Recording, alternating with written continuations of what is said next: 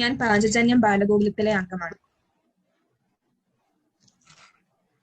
മാവേലി തമ്പുരാൻ നാടു കാണാൻ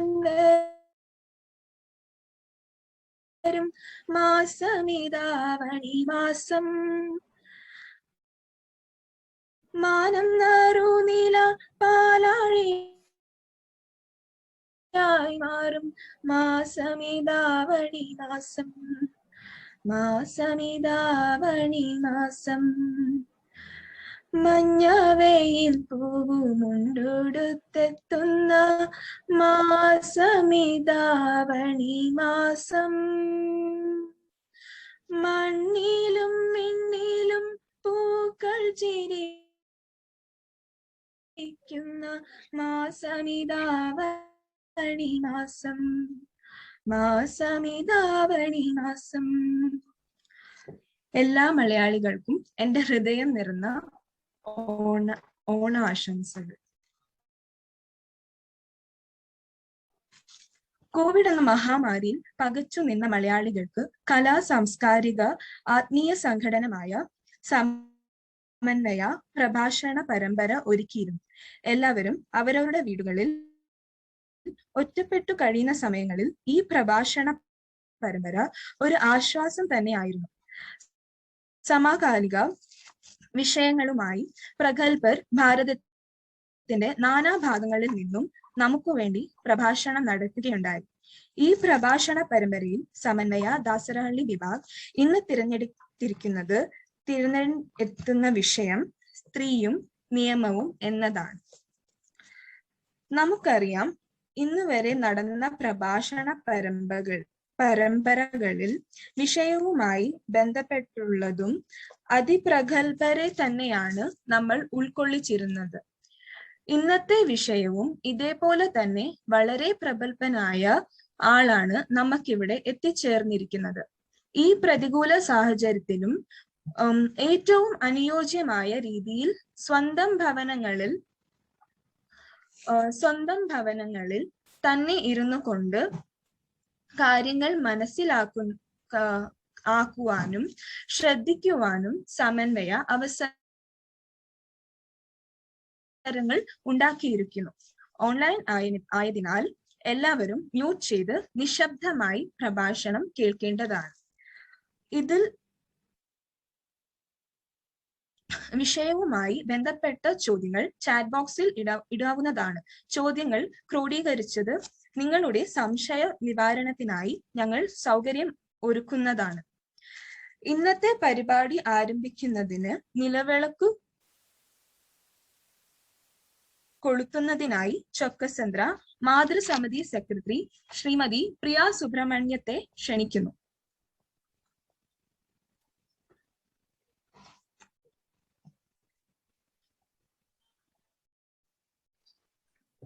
ശിവം ഭവതു കല്യാണം ആയുരാരോഗ്യവർദ്ധനം സർവബുദ്ധി പ്രകാശായ ദീപം ജ്യോതിർനമോസ്തുതേ. ശിവം ഭവതു കല്യാണം ആയുരാരോഗ്യവർദ്ധനം സർവബുദ്ധി പ്രകാശായ ദീപം ജ്യോതിർനമോസ്തുതേ.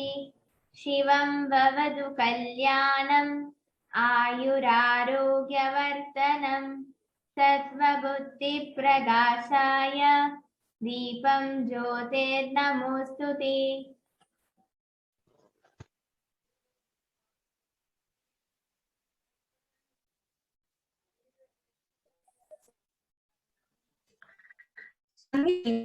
സുബ്രഹ്മണ്യം. അടുത്തതായി ഈശ്വര പ്രാർത്ഥന ചൊല്ലുന്നതിനായി ശ്രീമതി അജിത സന്തോഷിനെ ക്ഷണിച്ചുകൊള്ളുന്നു. എല്ലാവർക്കും നമസ്തേ.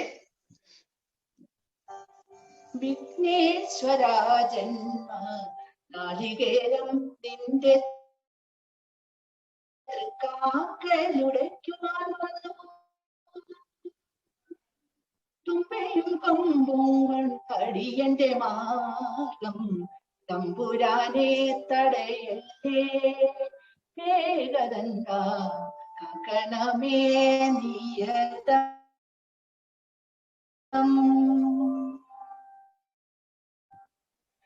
നാളികേരം നിന്റെ തൃക്കാക്കലുടയ്ക്കുവാൻ വന്നു. അരവണ പായസം ഉണ്ണുമ്പോൾ അതിൽ നിന്നൊരു വറ്റു നീ തരണേ. അരവണ പായസം ഉണ്ണുമ്പോൾ അതിൽ നിന്നു നീ തരണേ. വന്നങ്ങൾ തേടും നാവിൻ തുമ്പിൽ പുണ്യാക്ഷരം തരണേ. ഗണേശ്വര ഗണപതേ നമോ നമഃ. വിഘ്നേശ്വര ജന്മ നാളികേരം നിന്റെ തൃക്കാക്കലുടയ്ക്കുവാൻ വന്നു. ഇരുളിൻ മുളങ്കാട് ചീന്തുമ്പോൾ അരിമുത്തുമണിയണിക്കു നീ തരണേ. ഇരുളിൻ മുളങ്കാട് ചീന്തുമ്പോൾ അരിമണിക്കു നീ തരണേ. കൂടില്ല നിസ്വരം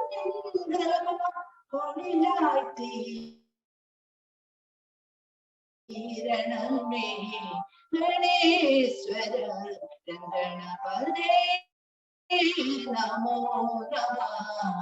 വിഘ്നേശ്വര ജന്മ നാളികേരം നിന്റെ തൃക്കാക്കലുടയ്ക്കുവാൻ വന്നു. നമസ്തേ, നന്ദി, നമസ്കാരം. നന്ദി ശ്രീമതി അജിത സന്തോഷ്.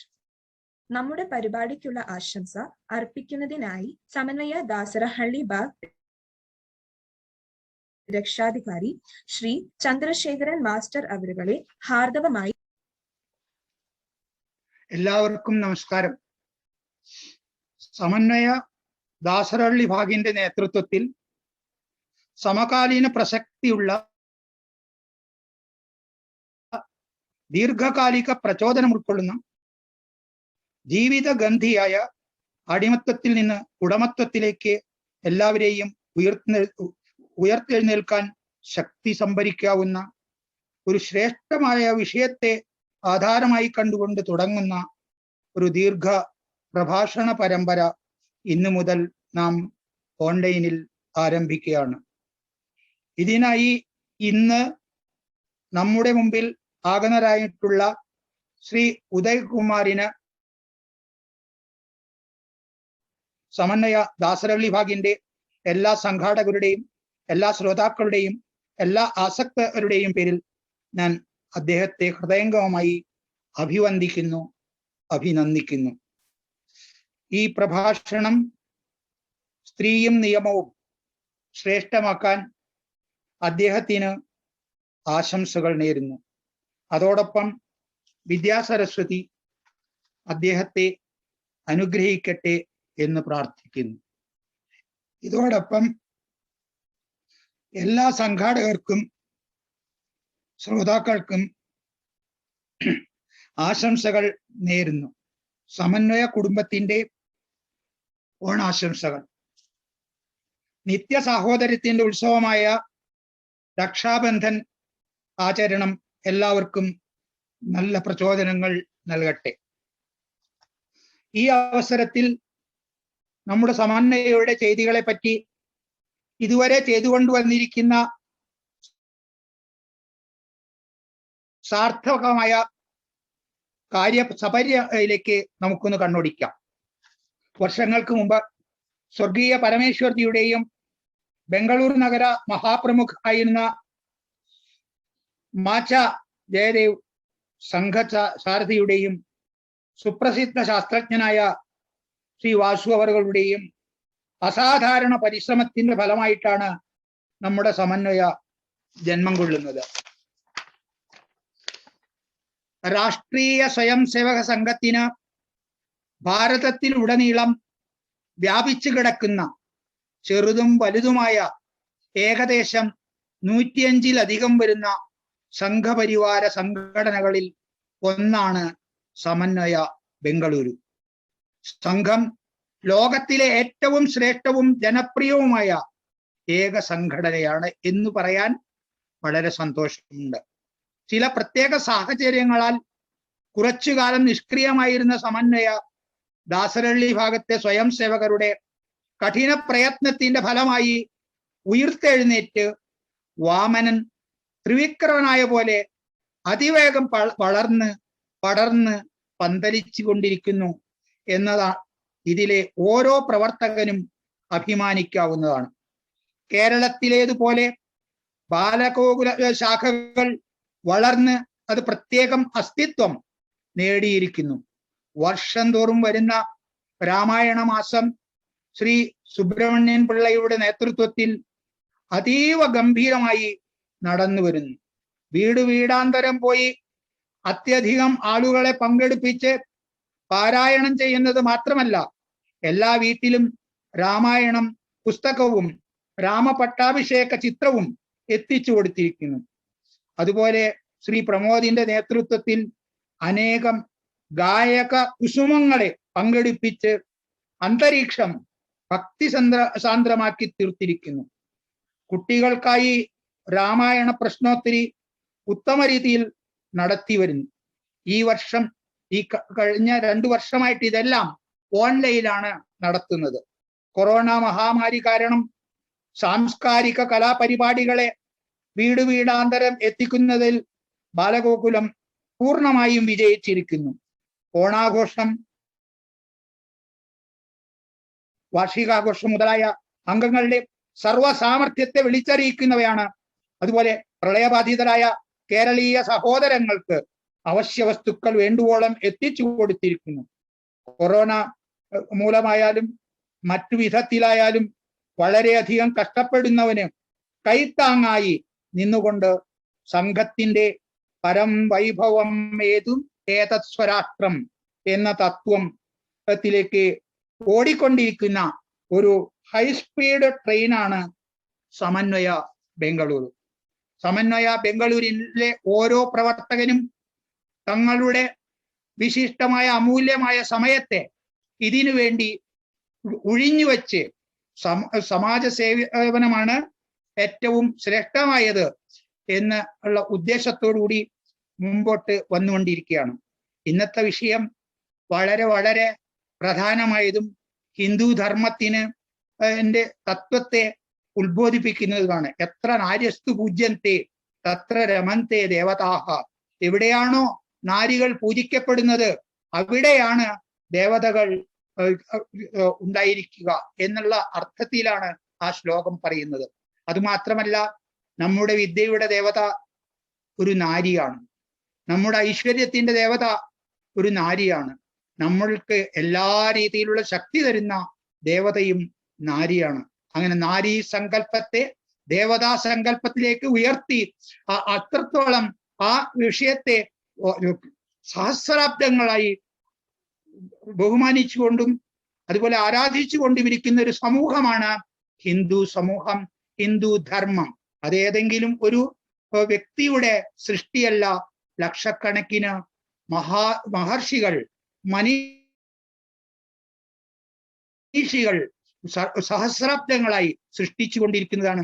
ആധുനിക ശാസ്ത്രത്തെ പോലും വെല്ലുന്ന സാമർഥ്യം നമ്മുടെ ഹിന്ദു ധർമ്മത്തിനുണ്ട്. അതുകൊണ്ട് ധർമ്മോ രക്ഷതി രക്ഷിത, നമ്മുടെ കാര്യങ്ങളെല്ലാം വിജയിക്കട്ടെ എന്ന് ആശംസിച്ചുകൊണ്ട് എല്ലാവർക്കും, സംഘാടകർക്കും ശ്രോതാക്കൾക്കും അതുപോലെ തന്നെ ഇന്നത്തെ പ്രമുഖ അതിഥിയായ ശ്രീ ഉദയകുമാരനും വീണ്ടും ആശംസകൾ അർപ്പിച്ചുകൊണ്ട് ഞാൻ എൻ്റെ ഈ വാക്കുകൾ ചുരുക്കുകയാണ്. നമസ്കാരം. നന്ദി ശ്രീ ചന്ദ്രശേഖരൻ മാസ്റ്റർ.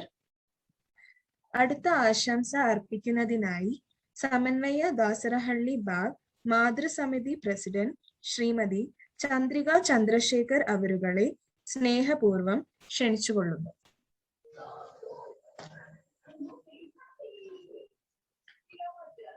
എല്ലാവർക്കും നമസ്കാരം. സമന്വയ ദാസരഹള്ളി ബാഗ് ഒരുക്കുന്ന പ്രഭാഷണ പരമ്പരയിൽ ഇന്ന് നമ്മോട് സംവദിക്കാൻ എത്തിയിരിക്കുന്നത് ശ്രീ ഉദയകുമാർജിയാണ്. അദ്ദേഹം സ്ത്രീയും നിയമവും എന്ന വിഷയത്തെക്കുറിച്ചാണ് നമ്മൾ സംസാരിക്കുന്നത്. ഇന്ന് ഇത് ശ്രവിക്കാൻ ഇതിൽ പങ്കെടുക്കുന്ന എല്ലാവർക്കും, പ്രത്യേകിച്ച് സ്ത്രീകൾക്കും കുട്ടികൾക്കും ഇത് ഒരു അറിവും ആശ്വാസവുമായിരിക്കും. ശ്രീ ഉദയകുമാറിന് സമന്വയ ദാസരള്ളി ബാഗിന്റെ പേരിലും മാതൃസമിതിയുടെ പേരിലും എൻ്റെ സ്വന്തം പേരിലും ആശംസ അറിയിക്കുന്നു. നന്ദി, നമസ്കാരം.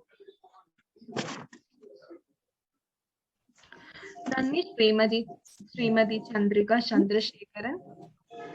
ഇന്ന് നമുക്ക് സ്ത്രീയും നിയമവും എന്ന വിഷയത്തെക്കുറിച്ച് പ്രഭാഷണത്തിനായി എത്തിയ ശ്രീ ഉദയകുമാർ അവറുകൾക്ക് സ്വാഗതം അരുളുന്നതിനായി പാഞ്ചജന്യം ബാലഗോകുലം പ്രസിഡന്റ് ശ്രീ സന്തോഷ് കുമാർ അവറുകളെ ഹാർദവമായി സ്വാഗതം ചെയ്യുന്നു. എല്ലാവർക്കും നമസ്കാരം. ഇന്ന് ഔട്ടനാളാണ്. എല്ലാവർക്കും ഔട്ടം ദിന ആശംസകൾ. പ്രിയപ്പെട്ടവരെ, സമന്വയ ദാസരള്ളി ബാഗിന്റെ പ്രഭാഷണ പരമ്പരയിൽ എത്തിയ നിങ്ങൾക്ക് ഓരോരുത്തർക്കും എല്ലാവർക്കും, നമ്മളെ വീക്ഷിച്ചുകൊണ്ടിരിക്കുന്ന എല്ലാവർക്കും സ്വാഗതം ആശംസിക്കുകയാണ്. ഇന്ന് ചൊക്കസാന്ദ്ര സ്ഥാനീയ സമിതി നിങ്ങൾക്ക് വേണ്ടി ഒരു പ്രധാനപ്പെട്ട വിഷയം ഇവിടെ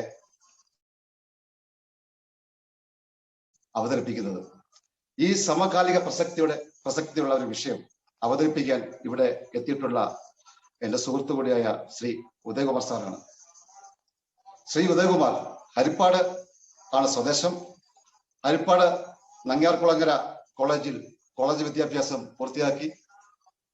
തുടർന്ന് കേരള ലോ അക്കാദമിയിൽ നിന്നും LLB-യും മഹാത്മാഗാന്ധി യൂണിവേഴ്സിറ്റിയിൽ നിന്ന് LLM-ഉം ക്രിമിനോളജിയും പാസ്സായിട്ടുണ്ട്.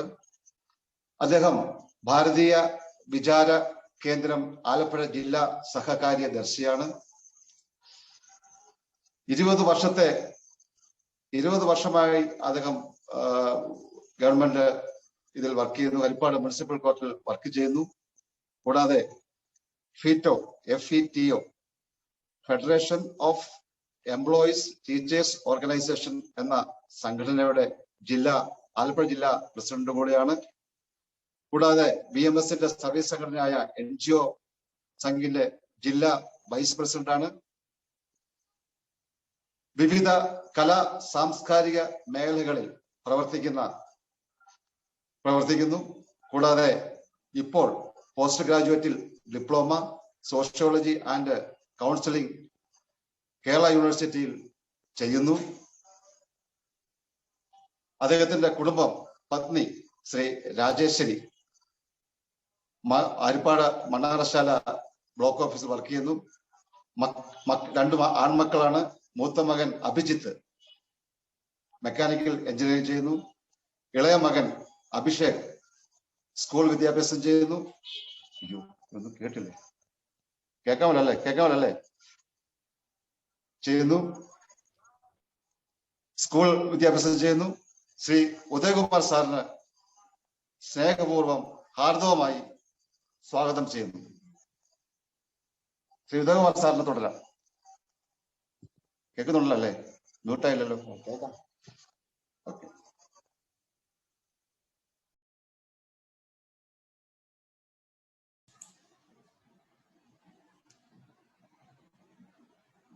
ആശംസ അർപ്പിച്ച കേൾക്കാമോ? പറയുന്നത് കേൾക്കാമോ? കേൾക്കാമോ?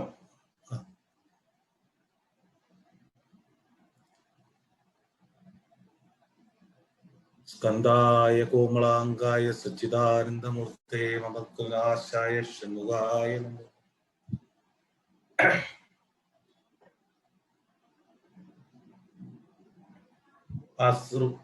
വചനം നൽകിയ ചന്ദ്രശേഖരൻ മാസ്റ്റർ ജി, സുഹൃത്ത്, ഈ പരിപാടിക്ക് എന്നെ ക്ഷണിച്ച സന്തോഷ് ജി,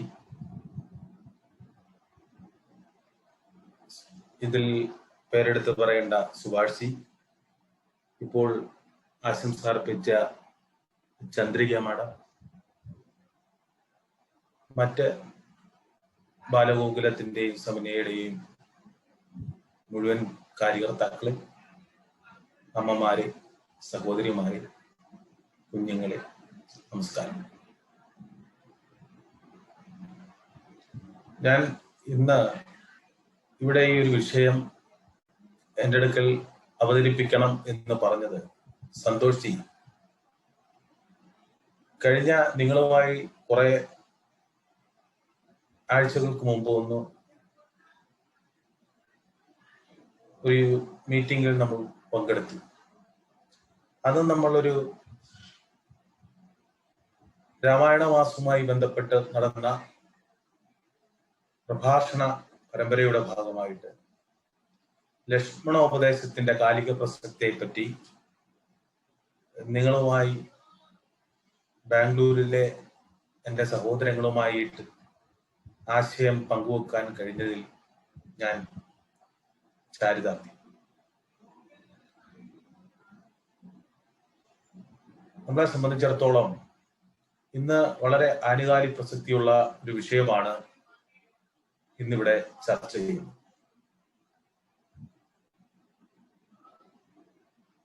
ഈ വിഷയം പറയുന്നതിന് മുമ്പ് വിഷയത്തിന്റെ പ്രസക്തിയെ പറ്റി നമ്മൾ മനസ്സിലാക്കണം. കഴിഞ്ഞ ഞാൻ പറയുന്നത് കേൾക്കുന്നുണ്ടോ? കേൾക്കാമോ? സന്തോഷി കേൾക്കാമോ? കഴിഞ്ഞ 2 ആഴ്ചത്തെ പത്രം എടുത്തു നോക്കിയാൽ, അതിൽ കഴിഞ്ഞ ആഴ്ചത്തെ പത്രം എടുത്തു നോക്കിയാൽ ഞെട്ടിക്കുന്ന വാർത്തകളാണ് പത്രമാധ്യമങ്ങളിൽ, സാമൂഹ്യ മാധ്യമങ്ങളിൽ കടന്നു വന്നുകൊണ്ടിരിക്കുന്നത്. ജോലിക്ക് പോകാൻ കഴിയുന്നില്ല, പെൺകുട്ടികൾ ജോലിക്ക് പോകണ്ട, പെൺകുട്ടികൾ 10 വയസ്സ് വരെ മാത്രം മദ്രസ പഠനം മാത്രം മതി, അവർ ബുർഖ എന്ന വേഷം, പാദം വരെ നീണ്ടു നിൽക്കുന്ന വേഷം ധരിക്കണം, അന്യരായ ആളുകൾക്ക് ശരീരത്തെ കാണുവാൻ സാധിക്കരുത്, ജോലി അന്വേഷിച്ച് പോകരുത്, വെളിയിലിറങ്ങി നടക്കരുത്, അഥവാ ജനലിന്റെ അടുത്തോ വാതിലിന്റെ അടുത്തോ നിന്നാൽ ആ ജനലിന്റെയോ വാതിലിന്റെയോ അടുത്ത് കറുത്ത പെയിന്റ് അടിക്കണം, നഖം നെയിൽ പോളിഷ് ചെയ്യാൻ പാടില്ല, വിദ്യാഭ്യാസം ചെയ്യരുത്, ജോലിക്ക് പോകരുത്, പുറത്തിറങ്ങരുത്, ബുർഖ തുടങ്ങിയ വേഷം മാത്രം ധരിക്കണം എന്ന് വേണ്ട. ഇവരെ സംബന്ധിച്ചിടത്തോളം ഉള്ള ഒരു ദൈനംദിന സ്ത്രീകളെ സംബന്ധിച്ചുള്ള ഒരു കാര്യങ്ങൾക്കും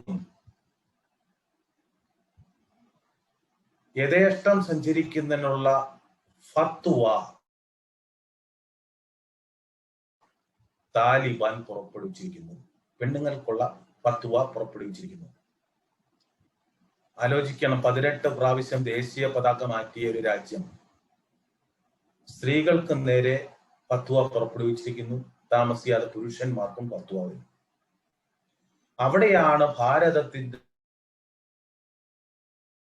ഭാരത സ്ത്രീകൾ തൻ ഭാവശുദ്ധി ഈ വിഷയത്തിൽ സ്ത്രീയും നിയമവും എന്ന വിഷയത്തെ സംബന്ധിച്ച് പറയുവാൻ വളരെ നിയമത്തിന്റെ അഗാധമായ കാര്യങ്ങളിൽ നിന്നുകൊണ്ട് ലളിതമായി നിങ്ങളുടെ മുന്നിൽ അവതരിപ്പിക്കാൻ ഞാൻ ആഗ്രഹിക്കുന്നു.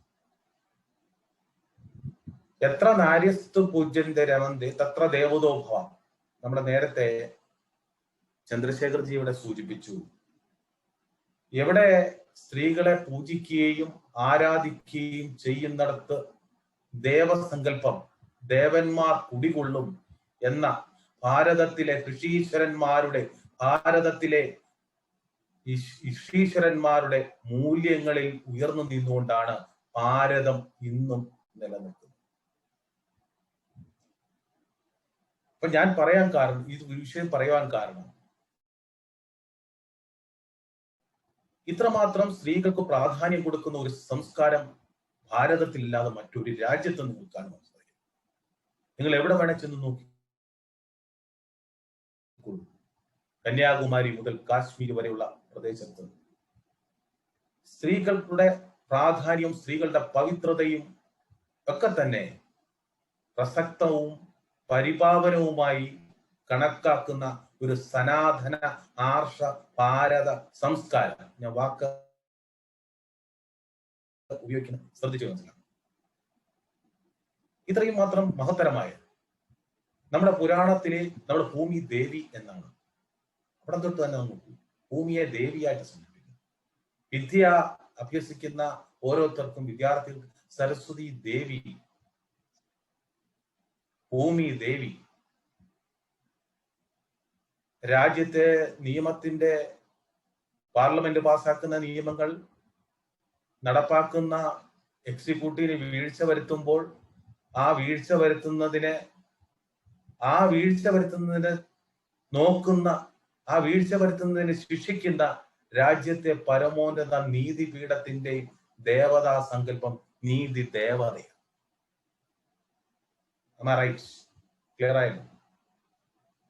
അപ്പം നമ്മുടെ സംസ്കാരത്തിലും നമ്മുടെ ജീവിതത്തിലും നമ്മുടെ ദർശനങ്ങളിലും നമ്മുടെ കാഴ്ചപ്പാടുകളിലും ദേവി സങ്കല്പങ്ങൾ,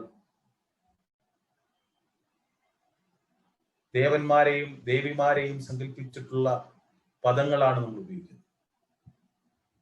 ഇനി വിഷയത്തിലേക്ക്, സ്ത്രീയും നിയമവും എന്ന വിഷയം വളരെ ആഴത്തിൽ വളരെ ഗഹനമായി പഠിക്കേണ്ട ഒരു വിഷയം. പ്രത്യേകിച്ചും ഭാരതത്തിലെ സ്ത്രീകൾക്ക് എന്തൊക്കെ നിയമ സംവിധാനങ്ങളാണ് അത്യന്താപേക്ഷിതമായിട്ട് അറിഞ്ഞിരിക്കേണ്ടത്, ഏതൊക്കെ നിയമങ്ങളാണ് അടിസ്ഥാനപരമായി മനസ്സിലാക്കേണ്ടത്, ഏതൊക്കെ നിയമങ്ങളിൽ നിന്നുകൊണ്ടാണ് നമ്മൾ ഭാരതത്തിലെ സ്ത്രീകൾ പ്രവർത്തിക്കേണ്ടത് അവരുടെ കർമ്മമണ്ഡലങ്ങളിൽ. ഒരു സാമാന്യ പൊതുവിജ്ഞാനം ഈ വിഷയത്തിൽ നിങ്ങൾക്ക് മനസ്സിലാക്കുവാൻ സാധിച്ചാൽ ഞാൻ കൃതാർത്ഥനായി. ഭാരതത്തെ സംബന്ധിച്ചിടത്തോളം ഭാരതത്തിന്റെ പരമമായ ഭരണഘടന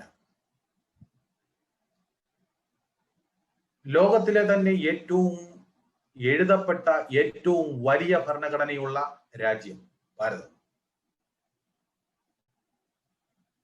രാജ്യത്തിന്റെ ഭരണഘടന പറയാൻ കാരണം രാജ്യത്ത് ഇന്ന് നിലവിലുള്ള എല്ലാ നിയമങ്ങളും ഭരണഘടനാപരമായിട്ടുള്ളതാണ്. ഭരണഘടനയ്ക്കനുസരിച്ചല്ലാതെ ഒരു നിയമവും രാജ്യത്ത് നിർമ്മിക്കുവാനോ പ്രാവർത്തികമാക്കുവാനോ സാധിക്കത്തില്ല. ഞാൻ പറയുവാൻ കാരണം ഇന്ന് പാർലമെന്റ് പാസ്സാക്കിയിട്ടുള്ള ഹിന്ദു മാരേജ് ആക്ട്, അതുപോലെ തന്നെ സക്സഷൻ ആക്ട്, അതുപോലെ ഡൊമസ്റ്റിക് വയലേഷൻ ആക്ട്, ഏത് ആക്ട് എടുത്താലും പാർലമെന്റോ സംസ്ഥാന നിയമസഭകളോ പാസാക്കുന്ന ഏത് ആക്ട് എടുത്താലും ഇന്ത്യൻ ഭരണഘടനയ്ക്ക് വ്യതിചലിച്ചു പോകുവാൻ കഴിയില്ല. ഇന്ത്യൻ ഭരണഘടനയിൽ എന്ന് പറയുന്നത് ഫണ്ടമെന്റൽ നിയമമാണ്, ഫണ്ടമെന്റൽ ലോയാണ്. ഈ ഫണ്ടമെന്റൽ ലോ തന്നെ ഇന്ത്യയിലെ സ്ത്രീകൾ, ഭാരത സ്ത്രീകൾ, ഞാൻ കേരള സ്ത്രീകൾ എന്നല്ല പറയുന്നത്, അവർ ഉയർത്തിപ്പിടിക്കുക. ഭരണഘടനാപരമായി നമുക്ക് എന്തൊക്കെയാണ് സ്ത്രീകൾക്ക് പ്രാധാന്യം കൊടുക്കുന്നത്, ഭരണഘടനയിൽ ഏതൊക്കെ ആർട്ടിക്കിളാണ്, ഏതൊക്കെ അനുച്ഛേദത്തിലാണ് നമുക്ക് സ്ത്രീകൾക്ക് പ്രൊട്ടക്ഷൻ കൊടുക്കുന്നത് എന്ന് ചിന്തിച്ചാൽ വളരെ ലഘുവായിട്ട് ഞാൻ ഒന്ന് പറഞ്ഞു തരാം. അതിന്റെ ആഴത്തിലൊന്നും മനസ്സിലാക്കിയാൽ നിങ്ങൾക്ക് മനസ്സിലാകില്ല. പക്ഷെ അത് നിങ്ങൾക്ക് മനസ്സിലാകുന്ന ഭാഷയിൽ അത് ശ്രദ്ധിച്ച് കേട്ടോളൂ. ആർട്ടിക്കിൾ 14, 15, 16, 17, 18, 19, 20, 21 ഞാൻ ചുരുക്കി ഇത്രയും അനുച്ഛേദം ഭാരതത്തിലെ സ്ത്രീകൾക്ക് ആവശ്യമായിട്ടുള്ള നിയമം ആ വകുപ്പിൽ ആ അനുച്ഛേദത്തിൽ തന്നെ എഴുതി വച്ചിരിക്കുന്നു. നിയമത്തിന്റെ മുൻപിൽ എല്ലാവരും സമന്മാരാണ്. Equality before law and equal status of law. നിയമത്തിന്റെ മുൻപിൽ എല്ലാവരും സമന്മാരാണ്.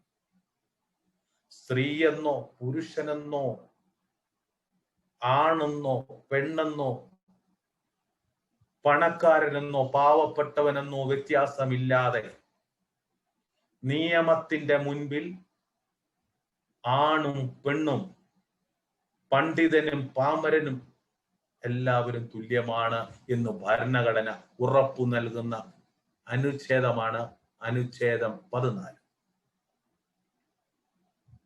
നോക്കൂ, അടുത്ത അനുച്ഛേദം വളരെ ഗഹനമായിട്ട് ചിന്തിക്കേണ്ട അനുച്ഛേദം, article 15. There is no discrimination based on caste, color, creed. അതാണ് 15. നിയമത്തിന്റെ മുൻപിൽ തുല്യമാണെന്ന് 14 പറയുന്നു. ജാതി, മതം, ഭാഷ, വർണ്ണം, അതായത് നിറം എന്നിവയിൽ യാതൊരു വിവേചനവും പാടില്ല. നോക്കൂ, നമ്മളൊരു ട്രെയിൻ യാത്ര പോവാണെന്ന് കരുതുക. കാശ്മീരിലേക്കാണ് പോകുന്നത്. കന്യാകുമാരിയിൽ നിന്ന് ട്രെയിൻ കയറി അതിന്റെ സൈഡിലത്തെ കമ്പാർട്ട്മെന്റിൽ ഇരുന്നു.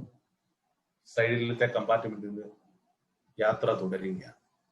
ട്രെയിൻ സ്റ്റാർട്ട് ചെയ്തു കന്യാകുമാരിയിൽ നിന്ന് യാത്ര ചെയ്യുമ്പോൾ കാശ്മീർ വരെ ചെല്ലുന്ന സ്ഥലങ്ങളിൽ വിവിധ ഭാഷകൾ സംസാരിക്കുന്ന, വിവിധ വേഷത്തിലുള്ള, വിവിധ ആചാരത്തിലുള്ള, വിവിധ നിറത്തിലുള്ള, വിവിധ രൂപത്തിലുള്ള ആളുകളെ കാണാൻ കഴിയും. പക്ഷേ ആത്യന്തികമായി അവർ ഭാരതീയരാണ്.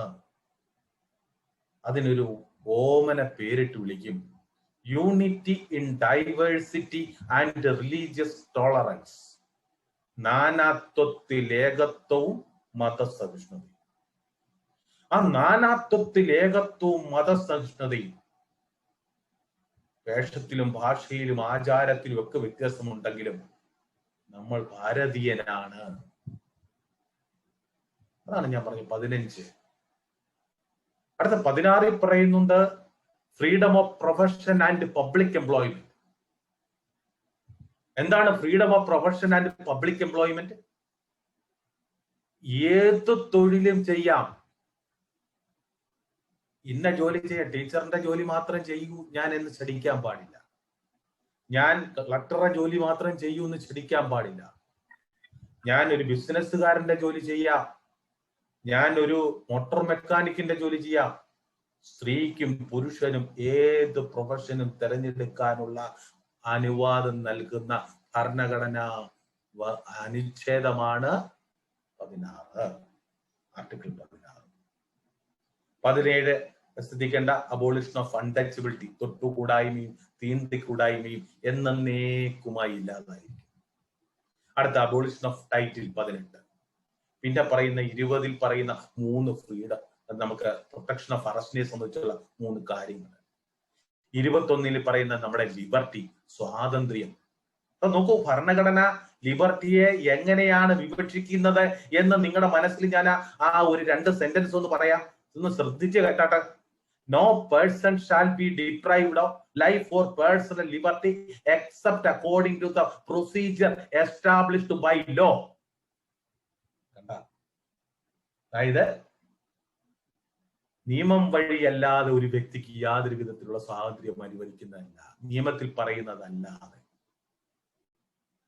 വളരെ പ്രശസ്തമായ ഒരു കേസ് ഉണ്ടായി, AK ഗോപാലിന്റെ കേസ്. അതാണ് AK ഗോപാലിനെ പണ്ട് അറസ്റ്റ്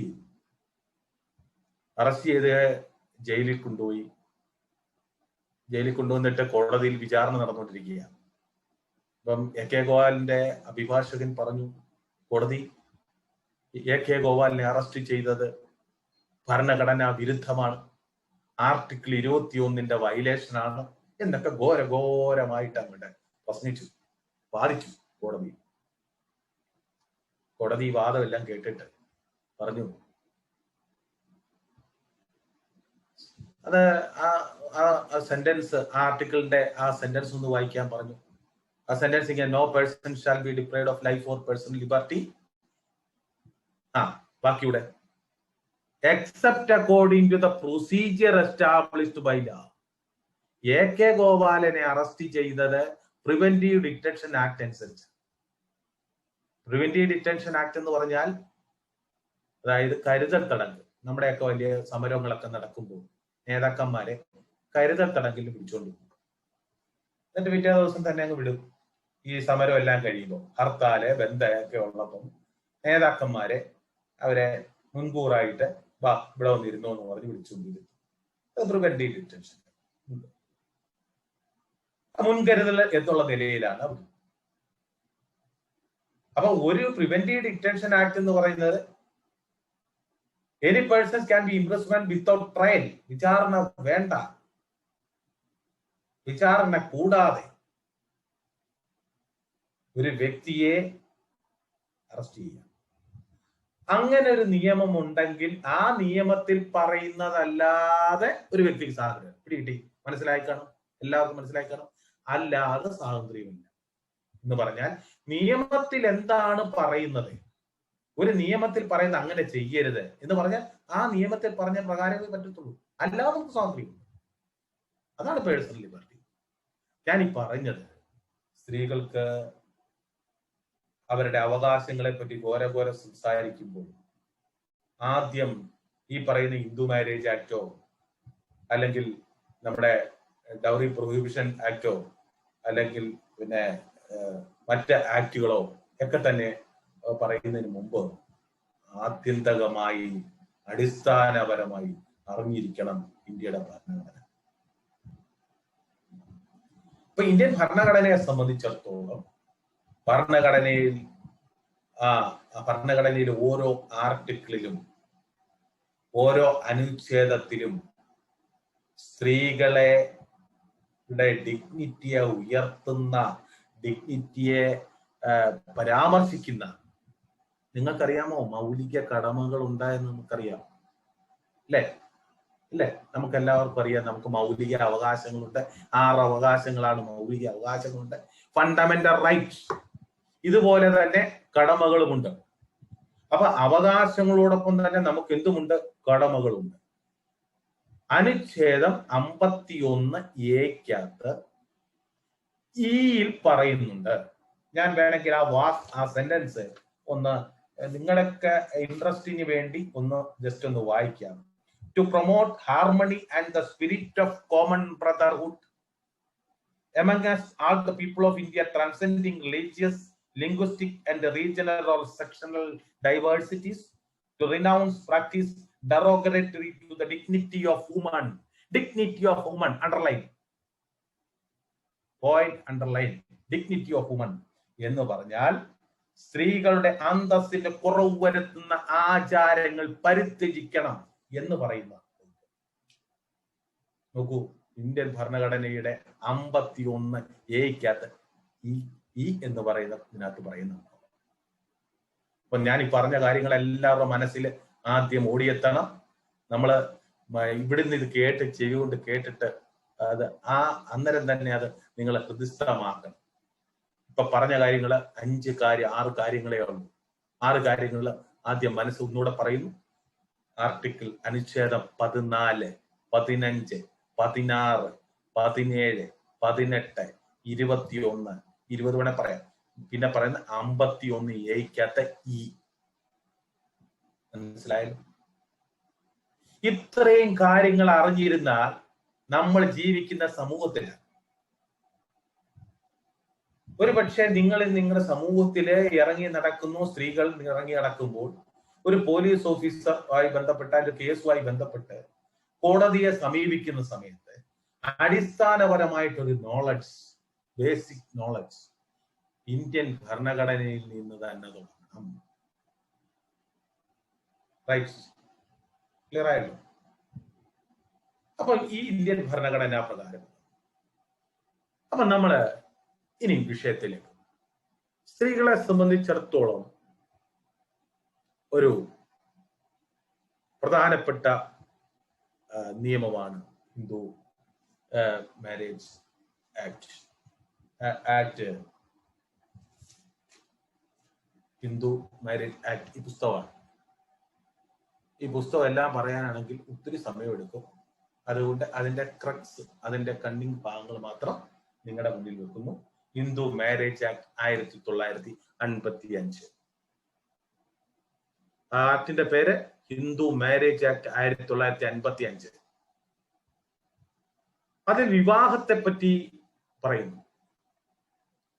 നമ്മുടെ സഹോദരിമാർ, എന്നെ ശ്രവിക്കുന്ന സഹോദരിമാർ ചെവി കൂർപ്പിച്ച് കേൾക്കണം, ശ്രദ്ധയോടെ കേൾക്കണം. ആർക്കൊക്കെയാണ് വിവാഹം കഴിക്കാം? അപ്പൊ ആർക്കൊക്കെയാണ് വിവാഹം കഴിക്കാം എന്ന് ചോദിച്ചാൽ ഹിന്ദു മാരേജ് ആക്ട് മാത്രമേ ഞാൻ പറയുന്നുള്ളൂ. മറ്റ് ആക്ടുകളൊക്കെ ഉണ്ട്, മുസ്ലിം മാരേജ് ഉണ്ട്, ക്രിസ്ത്യൻ. ഞാൻ തൽക്കാലം അത് പറയുന്നില്ല. ഹിന്ദു മാരേജ് ആക്ട് തന്നെ പറയാൻ ഒരുപാട്. 18 വയസ്സ് തികഞ്ഞ 21 വയസ്സ് തികഞ്ഞ പുരുഷൻ. 21 വയസ്സും 18 വയസ്സും 2 വയസ്സുകള് നിങ്ങളുടെ മനസ്സിലെ ഒന്ന് പതിച്ചാട്ട, നിങ്ങളുടെ മനസ്സിന്റെ കൊണ്ടില്ല. അപ്പൊ ഹിന്ദു ആയി ജീവിക്കുന്നു. ഹിന്ദു മാരേജ് ആക്ട് വരുന്നത് ക്രിസ്ത്യൻസ് മാരേജും മുസ്ലിം മാരേജും ഒഴിച്ചുള്ള ബാക്കിയെല്ലാം ഹിന്ദു മാരേജ് ആക്ടിന്റെ നിയമത്തിലാണ് വരുന്നത്. പിന്നെ ജീവിച്ചിരിക്കുന്ന ഭാര്യയോ ജീവിച്ചിരിക്കുന്ന ഭർത്താവോ ഉണ്ടാകാൻ പാടില്ല. ഞാൻ ഇംഗ്ലീഷ് വായിക്കാൻ പോയാൽ ഇപ്പോഴും ഒന്നും തീരില്ല ഈ വിഷയം. 2, 3 ചിത്തഭ്രമം ഉണ്ടാകാൻ പാടില്ല.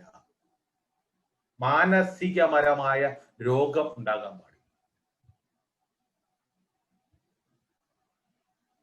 പിന്നോ അപ്പൊ ഇങ്ങനെ ചിത്തഭ്രമം ഉണ്ടാകാൻ പാടില്ല. പിന്നെ സബിൻഡ റിലേഷൻഷിപ്പിലുള്ള മാരേജസ് പാടില്ല. 5 തലമുറ മുകളിലോട്ട്, അമ്മ വഴി, അച്ഛൻ വഴി 3 തലമുറ അല്ലെ മുകളിലോട്ടുള്ള സബിൻഡ റിലേഷൻഷിപ്പ്. സബിൻഡ റിലേഷൻഷിപ്പ് എന്ന് പറയുമ്പോൾ ആ വ്യക്തികളുടെ വിവാഹം വിലക്കിയിരിക്കുന്നു. എന്താ ഈ ആ വ്യക്തികളുടെ വിവാഹം വിലക്കാൻ കാരണം? സഹോദരന്റെ, നമ്മുടെ അമ്മയുടെ സഹോദരൻ അല്ലെ, അമ്മ, അമ്മയുടെ അമ്മ, അമ്മയുടെ അമ്മയുടെ അമ്മ തുടങ്ങിയ 5 തലമുറ, അച്ഛൻ, അച്ഛന്റെ അച്ഛൻ, അച്ഛന്റെ അച്ഛൻ്റെ അച്ഛൻ. അപ്പൊ അങ്ങനെയുള്ള 3 തലമുറ.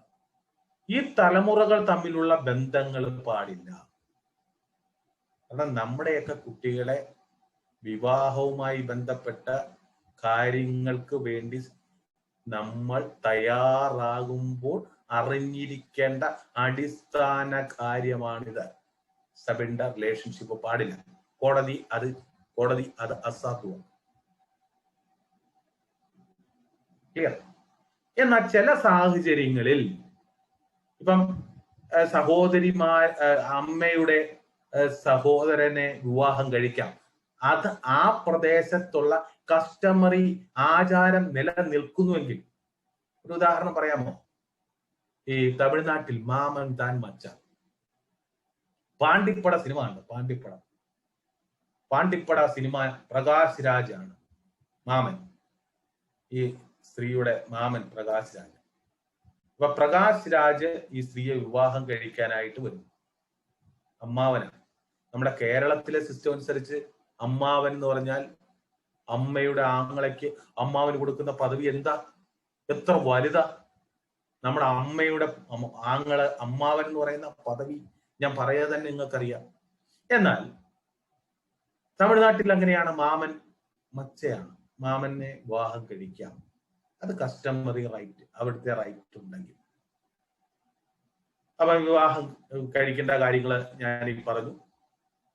ഇനി ഈ നിയമവും ധാർമ്മികതയും ഉണ്ട് വിവാഹത്തിൽ. വ്യക്തി നിയമത്തിനനുസരിച്ച് മാത്രമേ വിവാഹമായി ചിന്തിച്ച് ഹിന്ദു മാരേജ് ആക്ട് അനുസരിച്ച് മാത്രമേ നമ്മുടെ നിയമ സംവിധാനങ്ങളിൽ നിന്ന് മാത്രമേ ചിന്തിക്കാവൂ. പിന്നെ ഒരു ധാർമ്മികത എന്ന് പറയുന്നതിന് ഞാൻ പറഞ്ഞ ധാർമ്മികത എന്ന് പറയുന്നത് ഇത് രണ്ടും കൂടി ചേരുന്നതാണ്. നിയമവും ധാർമ്മികതയും തമ്മിൽ പരസ്പരം ഈ ഇന്റർ കണക്ഷൻ. ഇപ്പൊ ധാർമ്മികത എന്ന് പറയുന്ന വ്യക്തിയുടെ ബാഹ്യമായിട്ടുള്ള പ്രചോദനങ്ങൾക്ക് ഒരു നിയമമുണ്ട്. ധാർമ്മികത എന്ന് പറയുന്നു, ഒരു ഉദാഹരണം നിങ്ങൾക്ക് പെട്ടെന്ന് നിങ്ങളുടെ മനസ്സിൽ വരും. പിന്നെ നമ്മുടെ ഒരാള് കണ്ണ് കാണാൻ വയ്യാത്ത ഒരാള് റോഡിൽ നിൽക്കുന്നു. ആ റോഡിൽ നിൽക്കുന്ന ഒരാള് പ്രായമുള്ള ആളാണ്. നിങ്ങൾ അയാളെ ആ പ്രായമുള്ള മനുഷ്യനെ റോഡിനപ്പുറത്തേക്ക് കടത്തിവിടാനായിട്ട് നിങ്ങൾ സഹായിക്കുന്നു. നിയമത്തിൽ ഒരിടത്തും പറയുന്നില്ല അയാളെ സഹായിക്കണം എന്നെവിടെങ്കിലും പറയുന്നുണ്ടോ? വൃദ്ധരായ ആളുകളെ റോഡ് കടത്തിവിടാൻ എല്ലാവരും തയ്യാറാകണം എന്നെവിടെയെങ്കിലും നിയമത്തിലുണ്ടോ? ഇല്ല. അപ്പൊ അതൊരു ധാർമ്മികതയാണ്. അപ്പൊ ധാർമ്മികത വേറെ, നിയമം വേറെ. അപ്പൊ ധാർമ്മികമായ കാഴ്ചപ്പാടിൽ നിന്നുകൊണ്ടാണ് ഞാൻ ഈ വിഷയങ്ങൾ പറയുന്നത്. അപ്പൊ അവിടെ നിയമവും ഉണ്ട്. ആ നിയമമാണ് ഒന്നാമത് പറഞ്ഞ ഹിന്ദു മാരേജ് ആക്ട്. ഇനി ഇത് ഭർത്താവ് മരിച്ച ഭാര്യ അല്ലെ ഭാര്യ മരിച്ച ഭർത്താവ് വീണ്ടും വിവാഹം കഴിക്കുന്നതിന് തെറ്റില്ല. അപ്പൊ പുനർവിവാഹമാകാം. അപ്പൊ ഇനി ഇത് ഈ വിവാഹവുമായി ബന്ധപ്പെട്ടിട്ടുള്ള കേസുകൾ കോടതികൾ ധാരാളം വരും. വിവാഹവുമായി ബന്ധപ്പെട്ട കേസുകൾ ധാരാളം കോടതിയിൽ വരും എന്ന് പറഞ്ഞാൽ വിവാഹമോചനമാണ് ഏറ്റവും പ്രധാനം. ഡൈവോഴ്സ് അല്ലേ?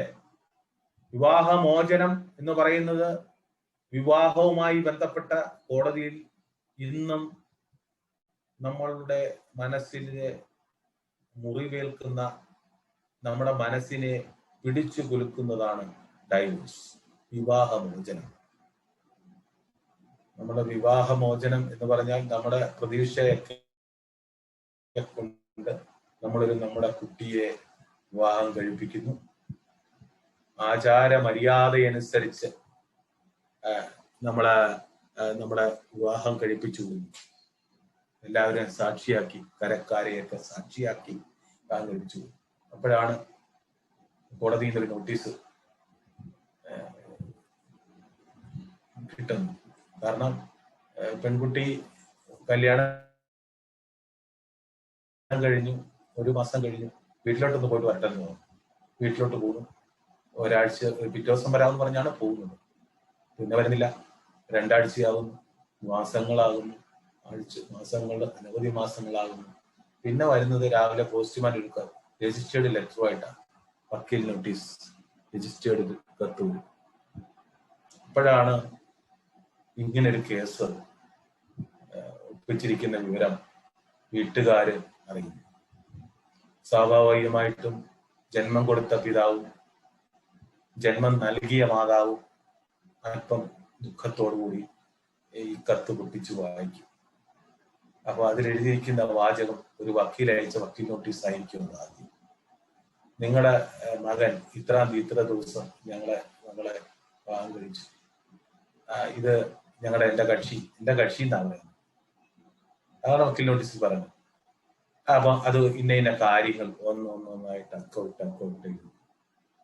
അതുകൊണ്ട് ഡൈവേഴ്സിന് മറ്റു കാരണങ്ങളുണ്ടല്ലോ ഉണ്ടെങ്കിൽ ഇത്രാം തീയതി കോടതി ഇല്ലെങ്കിൽ ഇത്രാം തീയതി കോടതിയിലേക്ക് പോകാൻ തീരുമാനിച്ചിരിക്കുന്നു. ഡൈവേഴ്സ്. ഇനി ഏതൊക്കെ സാഹചര്യങ്ങളിലാണ് ഡൈവേഴ്സ് നടന്നത് ശ്രദ്ധിച്ച് മനസ്സിലാക്കണേ. വിവാഹമോചനം ചുമ്മാതെ എല്ലാത്തിനും ഒന്നും കോടതി ഡൈവേഴ്സ് കൊടുക്കില്ല. ഈ പറയുന്ന കാര്യങ്ങൾക്ക് മാത്രമേ ഡൈവേഴ്സ് കിട്ടൂ. ഒന്ന്, അഡൾട്ടറി. അഡൾട്ടറി എന്ന് പറഞ്ഞാൽ ഞാൻ പറയാതെ തന്നെ അറിയാം, മറ്റ് പരസ്ത്രീ ബന്ധം, മറ്റ് ബന്ധങ്ങൾ ഉണ്ടാവും. ഇപ്പം 2 തരത്തിലാകാം, സ്ത്രീക്ക് പുരുഷൻ സ്ത്രീ, ഇങ്ങനെയാകാം. അഡൾട്ടറി ആകും. 2, ക്രൂവൽറ്റി. കല്യാണം കഴിച്ചുകൊണ്ട് വന്നു കഴിഞ്ഞാൽ ഉടനെ സിഗരറ്റ് വലിച്ചിട്ട് പൊള്ളിക്കുക, മേത്ത് പൊള്ളിക്കുക, കുത്തി വാക്കുകൾ പറയുക, വള പിടിച്ചൊടിക്കുക, എവിടെയും ക്രൂരത, അത് വാക്കുകൊണ്ട്, അത് ഞാൻ ഡൊമസ്റ്റിക് വയലൻസ്, നമുക്ക് ഇത് ഗാർഹിക പീഡന നിയമം പറയുമ്പോൾ ഞാൻ അത് വിശദമായിട്ട് പറയാം. അത് ഞാൻ വരുന്നുണ്ട്, ആ വിഷയത്തിലേക്ക് ഞാൻ വരുമ്പോൾ പറയാം. ഇപ്പൊ ഒന്നാമത് പറഞ്ഞ എന്താണ്? അഡൽട്ടറി. രണ്ടാമത് പറഞ്ഞ എന്താണ്? ക്രൂവൽറ്റി. മൂന്നാമത് പറയുന്നത് 2 വർഷമായിട്ട് ഉപേക്ഷിച്ചിട്ട് പോവാ. ഗൾഫിൽ പോയല്ല, അങ്ങനെ കൂട്ടണ്ട. ഉപേക്ഷിച്ചിട്ട് പോവാ, 2 വർഷം ഉപേക്ഷിച്ചിട്ട് പോവാ. ഗൾഫിൽ പോയാൽ കറക്കാക്കണ്ട. ഞാൻ പോയിട്ട് വരട്ടെ എന്ന് പറഞ്ഞ യാത്രയും ചോദിച്ച് ഗൾഫിൽ പോവാ 2 വർഷത്തേക്ക്, അതല്ല. അടുത്തത് പറയുന്നത് ഹിന്ദു മത വിശ്വാസം എന്നേക്കുമായി ഉപേക്ഷിക്കുക. മനസ്സിലായോ? അപ്പൊ ഹിന്ദു മത വിശ്വാസം, ഹിന്ദു വിശ്വാസം എന്നേക്കുമായി ഉപേക്ഷിക്കുക. ഞാൻ ഇനി മുതൽ ഹിന്ദു അല്ല, ഞാൻ ഇനി മുതൽ അവന്റെ വരവായി നടക്കുക, ഞാൻ വേറൊരു മതത്തിലാണ് എന്ന് പറയുക. പിന്നോ ചിത്തഭ്രമം ഉണ്ടാകുക. മനസ്സിലായില്ലേ? കല്യാണം കഴിച്ച് കുറെ കാലം കഴിഞ്ഞ് ഒരാഴ്ച കഴിഞ്ഞപ്പോ വലിയ കുഴപ്പമില്ലായിരുന്നു. 2ാമത്തെ ആഴ്ച നോക്കിയപ്പോൾ ചെവി ചെമ്പരത്തി പൂവൊക്കെ വെച്ചുകൊണ്ട് ഇരുന്ന് ചിരിക്കുന്നു, ചുമ്മാതിരുന്ന് ചിരിക്കുക. എന്താ ചോദിച്ചപ്പോ ഒന്നുമില്ല എന്ന് ആദ്യം പറഞ്ഞു. ഒരു ചിത്തഭ്രമം, പരിസരബോധമില്ല, എന്തുവാ പറയണ്ടെന്നോ എന്തുവാ ചെയ്യണ്ടെന്നോ ഒന്നും അറിയില്ല. എന്തൊക്കെയോ പറയുന്നു. അരി എത്രാൻ ചോദിച്ച പയറഞ്ഞാഴി എന്നാണ് പറയുന്നത്. എന്തു പറയണം, എന്തു ചെയ്യണം എന്നും അറിയില്ല. അപ്പൊ നമ്മുടെ പലർക്കും അപ്പൊ ചിന്തിക്കുന്നുണ്ടാവും, ദൈവമേ ഇങ്ങനെയൊക്കെ ആയിരുന്നു കാര്യങ്ങളൊക്കെ. നമ്മുടെ മനസ്സിലൊക്കെ ചിന്തിക്കുന്നു, അതുകൊണ്ട് പഴയ കാര്യങ്ങളൊക്കെ ഒന്ന് ചിന്തിച്ചു. അപ്പൊ ഹിന്ദു മതവിശ്വാസം ഉപേക്ഷിക്കുക, ചിത്തഭ്രമം ഉണ്ടാകുക, അല്ലെങ്കിൽ പിന്നെ മാനസിക വിഭ്രാന്തി ഉണ്ടാകുക, പിന്നെ മുനിയാകുക, സന്യാസിയാകുക. ഒരു സുപ്രഭാതം നോക്കുമ്പോൾ വേഷമൊക്കെ ഇട്ട് ഒരു വലിയ കമണ്ടലമൊക്കെ പിടിച്ച് കഴുത്തിലൊരു രുദ്രാക്ഷമൊക്കെ ഇട്ട് അങ്ങ് ഇറങ്ങുക. ഗൃഹസ്ഥാശ്രമം മതി, ഞാൻ എൻ്റെ യഥാർത്ഥ സത്യം തിരിച്ചറിഞ്ഞിരിക്കുന്നു എന്ന് പറഞ്ഞ് പോവുക, സന്യാസിയായിട്ട് പോവുക. ഗൃഹസ്ഥാശ്രമത്തിലെ കടമകൾ നിറവേറ്റാതെ സന്യാസ ജീവിതത്തിലേക്ക് പോകുന്നു. അങ്ങനെ 7 വർഷമായി യാതൊരു വിവരവും ഈ വ്യക്തിയെക്കുറിച്ച് ഇല്ലാതിരിക്കുക.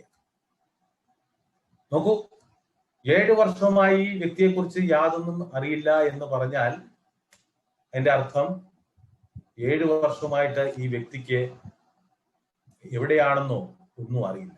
ഈ വ്യക്തി എവിടെയാണെന്നോ ഒന്നും അറിയില്ല. 7 വർഷമായിട്ട് ഒരാൾ കണ്ടില്ലെങ്കിൽ അയാൾ മരിച്ചു എന്നാണ് നിയമം പറയുന്നത്. അപ്പൊ അങ്ങനെ വരുന്ന സമയത്ത് പെറ്റീഷൻ കൊടുക്കുക. ജോയിന്റ് പെറ്റീഷൻ ആണെങ്കിൽ 6 മാസം സമയം കൊടുക്കും കോടതി. എന്തിനാ കോടതി 6 മാസം സമയം കൊടുക്കുന്നത്? കോടതി 6 മാസം സമയം കൊടുക്കുന്നത് എന്തിനാ? കോടതി സമയം കൊടുക്കുന്നത് വേണമെങ്കിൽ, കോടതി ഒരിക്കലും ഡൈവോഴ്സിനെ പ്രോത്സാഹിപ്പിക്കുന്ന സമീപനം അല്ല. രാജ്യത്തെ ഒരു കോടതിയുണ്ട്, പ്രത്യേകിച്ച് കുടുംബ കോടതി. ഞാൻ 2003 കുടുംബ കോടതിയിൽ ജോലി ചെയ്ത സമയത്ത് അന്ന് ആദ്യമായിട്ട് തിരുവല്ല കുടുംബ കോടതി ഉദ്ഘാടനത്തിന് അന്ന് കേരള ഹൈക്കോടതി ചീഫ് ജസ്റ്റിസ് പങ്കെടുത്തു. ആ കുടുംബ കോടതി ഉദ്ഘാടനത്തിൽ അദ്ദേഹം പറഞ്ഞ ഒരു വാചകം എന്റെ മനസ്സിൽ ഇന്നും മായാതെ മറയാതെ ഇന്നും തങ്ങി നിൽക്കുന്ന ഒരു വാചകമുണ്ട്. UL ഫട്ടാണെന്ന് തോന്നുന്നു, ഓണറബിൾ ജസ്റ്റിസ് UL ഫട്ട് തോന്നുന്നു. ഞാൻ ഫാമിലി കോടതി തിരുവല്ല അന്ന് ആദ്യമായിട്ട് പത്തനംതിട്ട ജില്ലയിലെ തിരുവല്ലയിൽ ഫാമിലി കോടതി ഉദ്ഘാടനമാണ്. അദ്ദേഹം പറഞ്ഞ വാചകം മറ്റൊന്നുമല്ല, ഇതായിരുന്നു: family court is not only for divorce but also the reunifications of couples. Family court is not only for divorce. Family കോടതി, കുടുംബ കോടതി ഡൈവോഴ്സിന് മാത്രമല്ല, റീയൂണിഫിക്കേഷൻസ് ഓഫ് കപ്പിൾസ്, ദമ്പതികളെ കൂട്ടി ഇണക്കുന്ന ചാലക ശക്തിയോടുകൂടിയാണ് ഒരു കോടതികൾ എന്ന് പറയുന്ന ദമ്പതിമാരെ കൂട്ടിയിണക്കുന്ന ചാലക ശക്തിയാണ്. അപ്പൊ ഞാൻ എന്റെ മനസ്സിലെ സ്ട്രൈക്ക് ചെയ്തു. ഫാമിലി കോർട്ടിന്റെ ആ ഡെഫിനിഷൻ, ഫാമിലി കോർട്ടിന്റെ ആ ഉദ്ഘാടന സമയത്ത് ചീഫ് ജസ്റ്റിസ് പറഞ്ഞ വാചകമാണ്. ഞാൻ ഈ അവസരത്തിൽ പറഞ്ഞതേ ഉള്ളൂ. അപ്പൊ ഹിന്ദു വിവാഹ നിയമം അനുസരിച്ച് ആർക്കൊക്കെ വിവാഹം കഴിക്കാം, ആർക്കൊക്കെ വിവാഹം കഴിക്കാതിരിക്കാം, അല്ലെങ്കിൽ ആ വിവാഹ മോചനം നേടാനുള്ള സാഹചര്യം ഒക്കെയാണ് ഞാനിപ്പോൾ പറഞ്ഞത്. പിന്നെ അതുപോലെ തന്നെ ഈ നമ്മുടേതല്ലാത്ത കല്യാണം കഴിച്ചുകൊണ്ട് വന്നു ഗർഭിണിയാണ്, അറിയുന്നില്ല, ആ സാഹചര്യത്തിൽ നമ്മൾ പെറ്റീഷൻ ഫയൽ ചെയ്യാൻ പറ്റും. അപ്പം ആ കാര്യങ്ങളിലേക്ക് ആണ് നിങ്ങളുടെ ശ്രദ്ധയിലേക്ക് വന്നത്. ഇനി അടുത്തത് വളരെ പ്രധാനപ്പെട്ട ഒരു നിയമത്തിലേക്ക് പോകാൻ ആഗ്രഹിക്കുന്നു.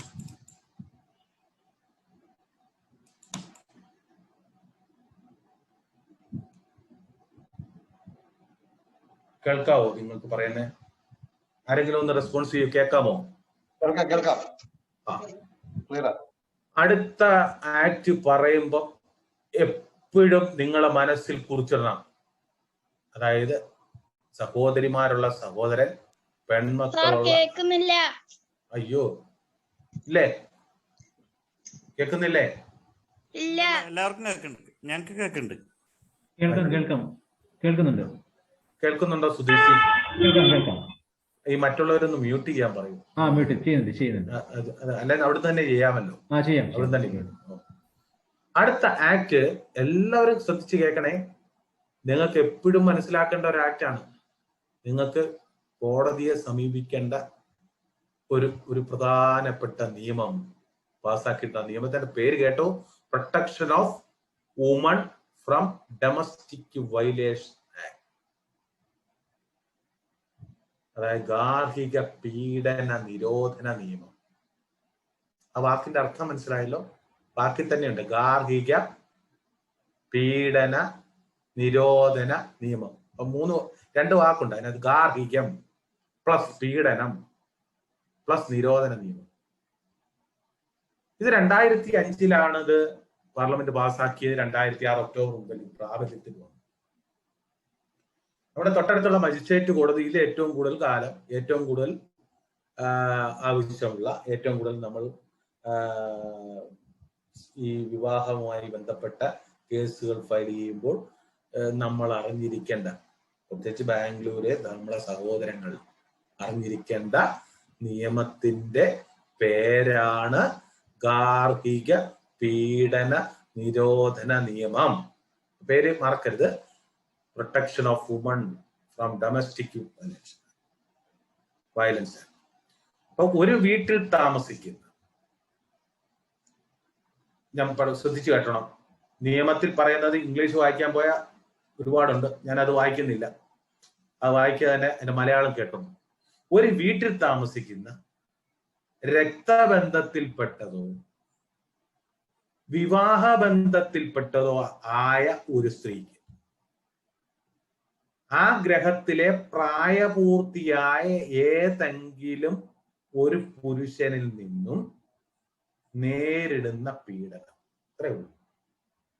നമ്മുടെ വീട്ടിൽ വെച്ച് രക്തബന്ധത്തിൽപ്പെട്ട അല്ലെ നമ്മുടെ വിവാഹ ബന്ധത്തിൽപ്പെട്ട ഏതെങ്കിലും ഒരു പുരുഷന്മാർ ഒരു സ്ത്രീയെ പീഡനം ഉണ്ടാകും. ആ നിയമത്തിന്റെ പരിധി. അപ്പൊ ഇവിടെ കൂട്ടുകുടുംബം, സഹോദരി, വിധവ, അവിവാഹിത എന്നിവയെല്ലാം ഈ ബന്ധത്തിൽ വരും. അപ്പൊ ഈ ഒരു പുരുഷന്റെ കൂടെ താമസിക്കുന്ന ഒരു സ്ത്രീക്കാണ് നിയമം. ഇവിടെ പോകണമെന്നില്ല, ഡൈവേഴ്സ് ചെയ്യണമെന്നില്ല. റൈറ്റ്? ക്ലിയർ ആയോ? നിങ്ങളുടെ കൂടെ താമസിക്കുന്നവരായിരിക്കണം. അവർ ഓടിപ്പോകുന്നില്ല, അവര് ഓക്കെ ടാറ്റ ബൈ ബൈ പറഞ്ഞു പോകുന്നില്ല. അവിടെ പുരുഷന്റെ കൂടെ നിന്നുകൊണ്ട് കൊടുക്കാൻ പറ്റുന്ന സാധനമാണ് പറഞ്ഞത്. അപ്പൊ പുരുഷന്റെ കൂടെ അവിവാഹിത, കൂട്ടുകുടുംബത്തിലോ സഹോദരി, വിധവ, വിവാഹ, ഇങ്ങനെയുള്ള ഇതൊക്കെ ഈ പുരുഷന്റെ കൂടെ താമസിക്കുന്ന എല്ലാ സ്ത്രീകളും ഈ നിയമത്തിന്റെ പരിധി വരുമെന്നാണ്. അപ്പൊ നിയമത്തിന്റെ പരിപൂർണ സംരക്ഷണം ഉറപ്പുവരുത്തും.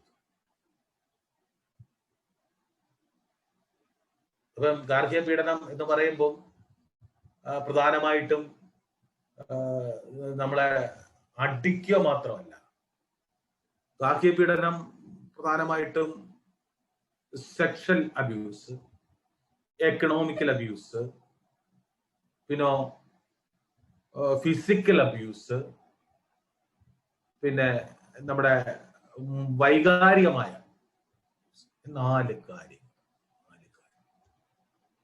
മലയാളത്തിൽ ഒന്നുകൂടെ പറയാം.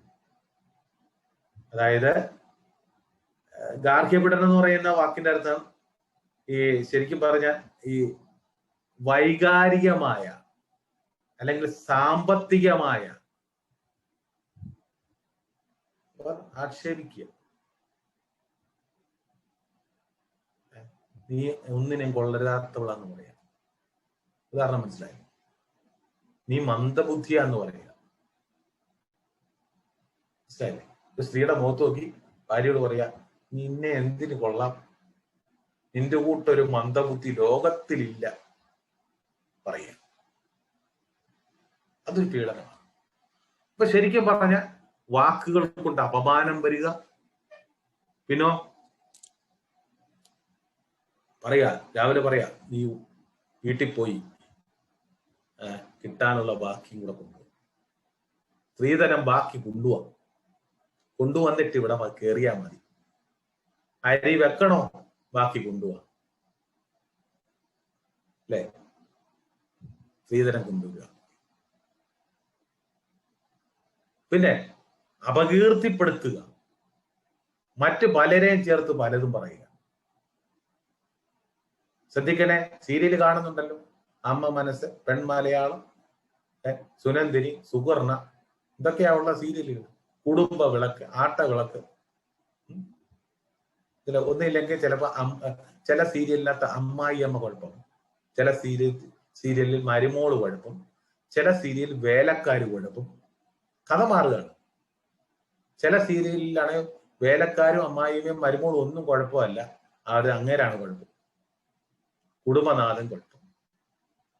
അപ്പൊ ഇങ്ങനെ മാറ്റി. അപ്പൊ ഇതെല്ലാം നമ്മുടെ ജീവിതത്തിൽ അപ്പൊ ഇങ്ങനെയുള്ള അപമാനിക്കുന്നു. അപ്പൊ ഫിസിക്കലായിട്ടുള്ള അബ്യൂസാണ്, സെക്ഷലായിട്ടുള്ള പീഡനം. അത് ഞാൻ പിന്നെ പ്രത്യേകിച്ച് നിങ്ങളോട് പറയുന്നില്ല. സെക്ഷലായിട്ടുള്ള അബ്യൂസ്, ശാരീരികമായ പീഡനം, ആക്ഷേപിക്കുക, ചീത്ത പറയുക, ലൈംഗിക ചുവയുള്ള വാക്കുകൾ ഉപയോഗിക്കുക,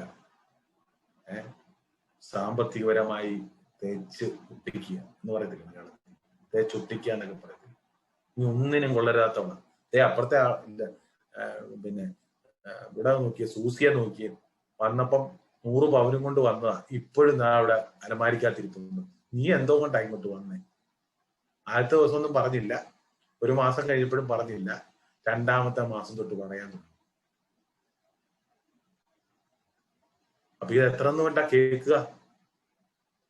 അപ്പൊ ഗാർഹികമായ പീഡനം, അങ്ങനെയുള്ള സ്ത്രീകളെ പുരുഷൻ ഇങ്ങനെ പറയുകയാണ്, ഇതാ ഇത് പറ്റത്തില്ല, നീ നാളെ കാശ് കൊണ്ട് വന്നിട്ട് കയറിയാൽ മതി, ഇറങ്ങിക്കോ വീട്ടിൽ നിന്ന്.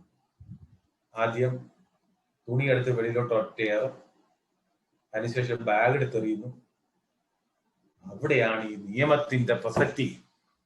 അവിടെയാണ് ഈ നിയമത്തിന്റെ പ്രസക്തി. ഒരു സ്ത്രീയെ വീട്ടിൽ നിന്ന് ഇറക്കി വിടരുത്.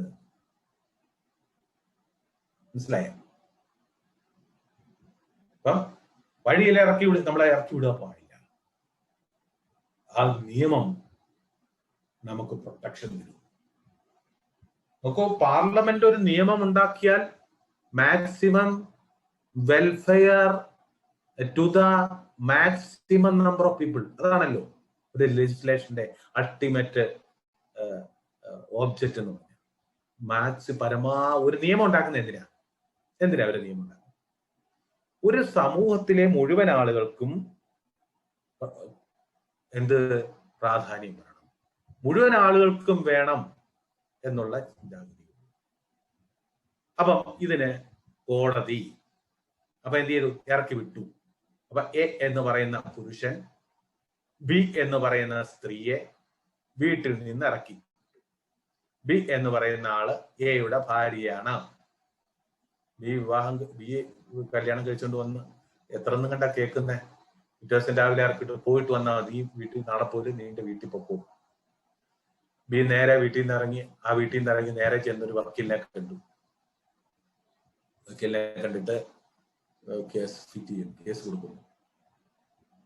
അപ്പം കോടതി ഇവിടെ ഈ നിയമത്തിന്റെ പരിധി നിന്നുകൊണ്ട് കോടതി ചെയ്യുന്നത് എന്തൊക്കെയാണ് അത് നമുക്കൊന്ന് നോക്കാം.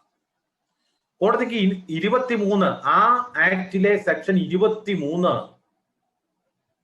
നോട്ട് ചെയ്ത് വെക്കേണ്ടവർക്ക് നോട്ട് ചെയ്ത് വെക്കാൻ പറ്റുന്ന സമയത്തിലാണ് ഞാൻ പറയുന്നത്, സ്പീഡിലല്ല പറഞ്ഞത്. എനിക്ക് വേണേൽ സ്പീഡിൽ അടിച്ച് തീർത്തു പോവാം. ഇത് മനസ്സിലാക്കി തന്നെ പോണം. സെക്ഷൻ 23 ഇന്ററിം റിലീഫ് കൊടുക്കുന്നു. ഇന്ററിം റിലീഫ്, ഇടക്കാല റിലീഫ് കൊടുക്കുന്നു. എന്താ കൊടുക്കുന്ന ഓർഡർ? കോടതി കൊടുക്കുന്ന ഓർഡർ എന്താ? ആ ബി എന്ന് പറയുന്ന ആളെ വീട്ടിൽ നിന്ന് ഇറക്കി വിടരുത്. ഇത് കോടതിയുടെ ഉത്തരവ്. പിടി. ഇതുപോലെ തന്നെ സിവിൽ കേസിൽ ഉത്തരവ് വരാറില്ലേ? അല്ലേ നമ്മുടെ നാട്ടിലെ? കെട്ടിടം പണിഞ്ഞു പോകരുത് ഉത്തരവ് മേടിച്ചോണ്ട് വരും, സ്റ്റേ മേടിച്ചോണ്ട് വരും. സ്റ്റേ എന്നൊക്കെ കേട്ടിട്ടുണ്ടോ? അങ്ങനെ വാക്ക്, ആ വാക്യങ്ങൾ കേട്ടിട്ടുണ്ടല്ലോ, സ്റ്റേ. അപ്പൊ അതുപോലെ തന്നെ കോടതി ഇന്ററിം റിലീഫ് കൊടുക്കും 23 പ്രകാരം. ഇതിനകത്ത് അട്രാക്ട് ചെയ്യുന്ന പ്രധാനപ്പെട്ട മറ്റു വകുപ്പുകൾ സെക്ഷൻ 18 പറയുന്നു. പ്രൊട്ടക്ഷൻ. അതാണ് ഇന്നത്തെ. ആരുടെ പ്രൊട്ടക്ഷൻ? സ്ത്രീയുടെ പ്രൊട്ടക്ഷൻ. അല്ലാതെ സ്റ്റേ ഹോം, വീട്ടിൽ താമസിക്കാൻ കൊടുക്കാം. അവിടെ പറ്റത്തില്ലെങ്കിൽ വേറെ താമസിക്കാൻ സൗകര്യം കൊടുക്കുക. കോടതിക്ക് ഓർഡർ ഇടാം. തൊട്ടടുത്ത വീട്ടിലാണ്, അവിടെ വാടക എടുത്തു കൊടുക്കുക, വീടെടുത്ത് കൊടുക്കുക. കോടതിക്ക് ഓർഡർ ഇടാം. പ്രൊട്ടക്ഷൻ. അതുപോലെ റെസിഡൻസ്, അത് 19 പറയും. റെസിഡൻസ്. പിന്നെ